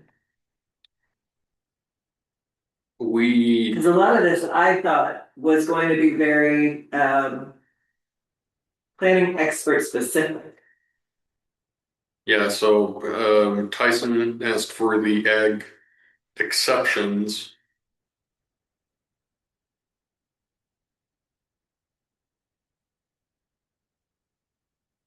Yeah, we from the staff side, we really didn't recommend very many changes. There was we cleaned up some of the language early on under application review that didn't apply to destination resorts. There's a lot of purple in here. Did it come from you or from the planning commission? I'm looking at the wrong copy. The alternate building. Yeah, I'm stuck there. Why are we building with straw? If it's an approved alternate building materials, people, don't they do those block houses? There's a person sitting in this room right now who hopes to do something non-standard when he finally gets to apply for a permit. It just says they may be approved where applicant demonstrates structural integrity, durability, and compliance with building code. So I say if it's good, it's good. Okay. Pardon? It passes code. If it passes code, then you. Okay. But the broader question is, was this a problem under Weber County Code? Could a person apply for a straw house under Weber County Code? I'm just making straw house up. I don't believe they could. It looks like it's brand new in terms of that. But I will say, one thing that concerns me is that the state of Utah, which is known for its beloved mountains and all of that, only recently started saying we should build an earthquake safety code. And so we are on multiple fault lines here in the valley. I know as mayor, I've had to go to emergency preparedness meetings with geologists where we talked about those areas that are not necessarily right by the mountain, like out in your zone, District 5, but you are by streams. Your land will liquefy and turn and move and do all these other things. I would imagine proper building materials is important when we're living in an earthquake area. Well, except with compliance with building code. Yeah, I mean, you're not. I know, I'm just saying the state had literally not imposed earthquake building codes until, I mean, really just very, very recently. And I think even still it might be written up to the landowner's preference, which is. We've been warned about a big one for a long time. This particular language doesn't worry me because of the demonstrate structural integrity, durability, and compliance with applicable building codes. So presumably there will be a geotechnical land use ordinance that will dictate some sort of building constrictions based on earthquake zones and what have you. So in theory, they would have to meet whatever the requirements of that zone are. Right. I realize that's in theory because we haven't seen those yet. Drop down to the next set of Purple. Purple rain. Just the next two paragraphs down. Design review shall be based on that one. Yeah. Yeah. Yeah. I just said. Yeah. It sounds like a repeat. A repeat, yeah, that's right.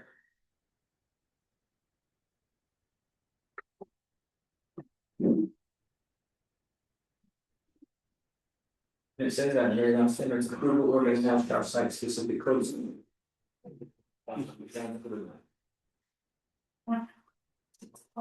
Brian, you're a professional planner. Advise us on this language. Yeah, that last line is redundant. London is 100, say you can't do that anymore.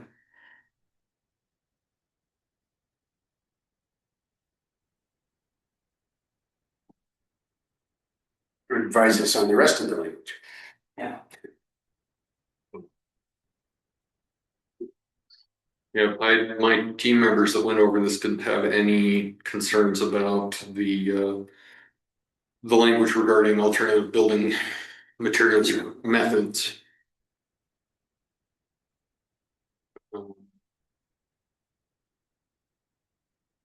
I know that we're recently with WUI and whatnot, we're recently doing various regulations for wildfires.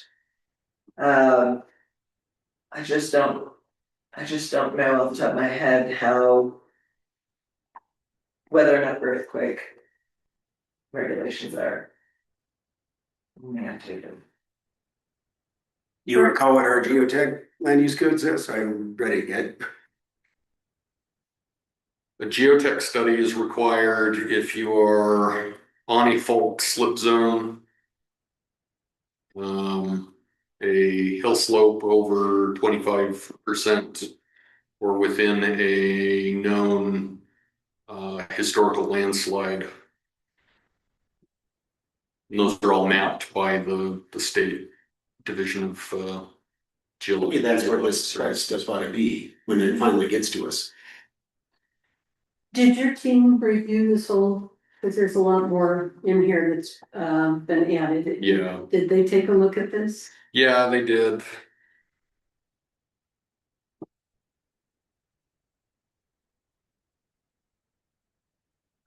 And I honestly can't remember why the extension of approval was moved from 18 to 36 months. Yeah, I noticed that. Where's that? Under 108-1-8.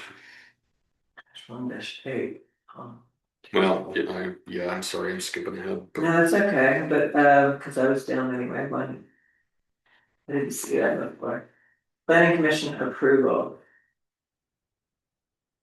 -8 time and limitations on approval. All of this is gonna get changed by the latest thing from the state. Yeah. So, I mean, they made it longer in here, in this. Wishful thinking, the state just said basically that anything that we deem being taken too long, we can just take from them without their approval at all. They're saying 3 years? The design approval shall remain valid for 3 years, yeah. Okay. Oh, okay, sorry, I thought this was on, No. okay, this is different than what I thought. And I don't know why the extension.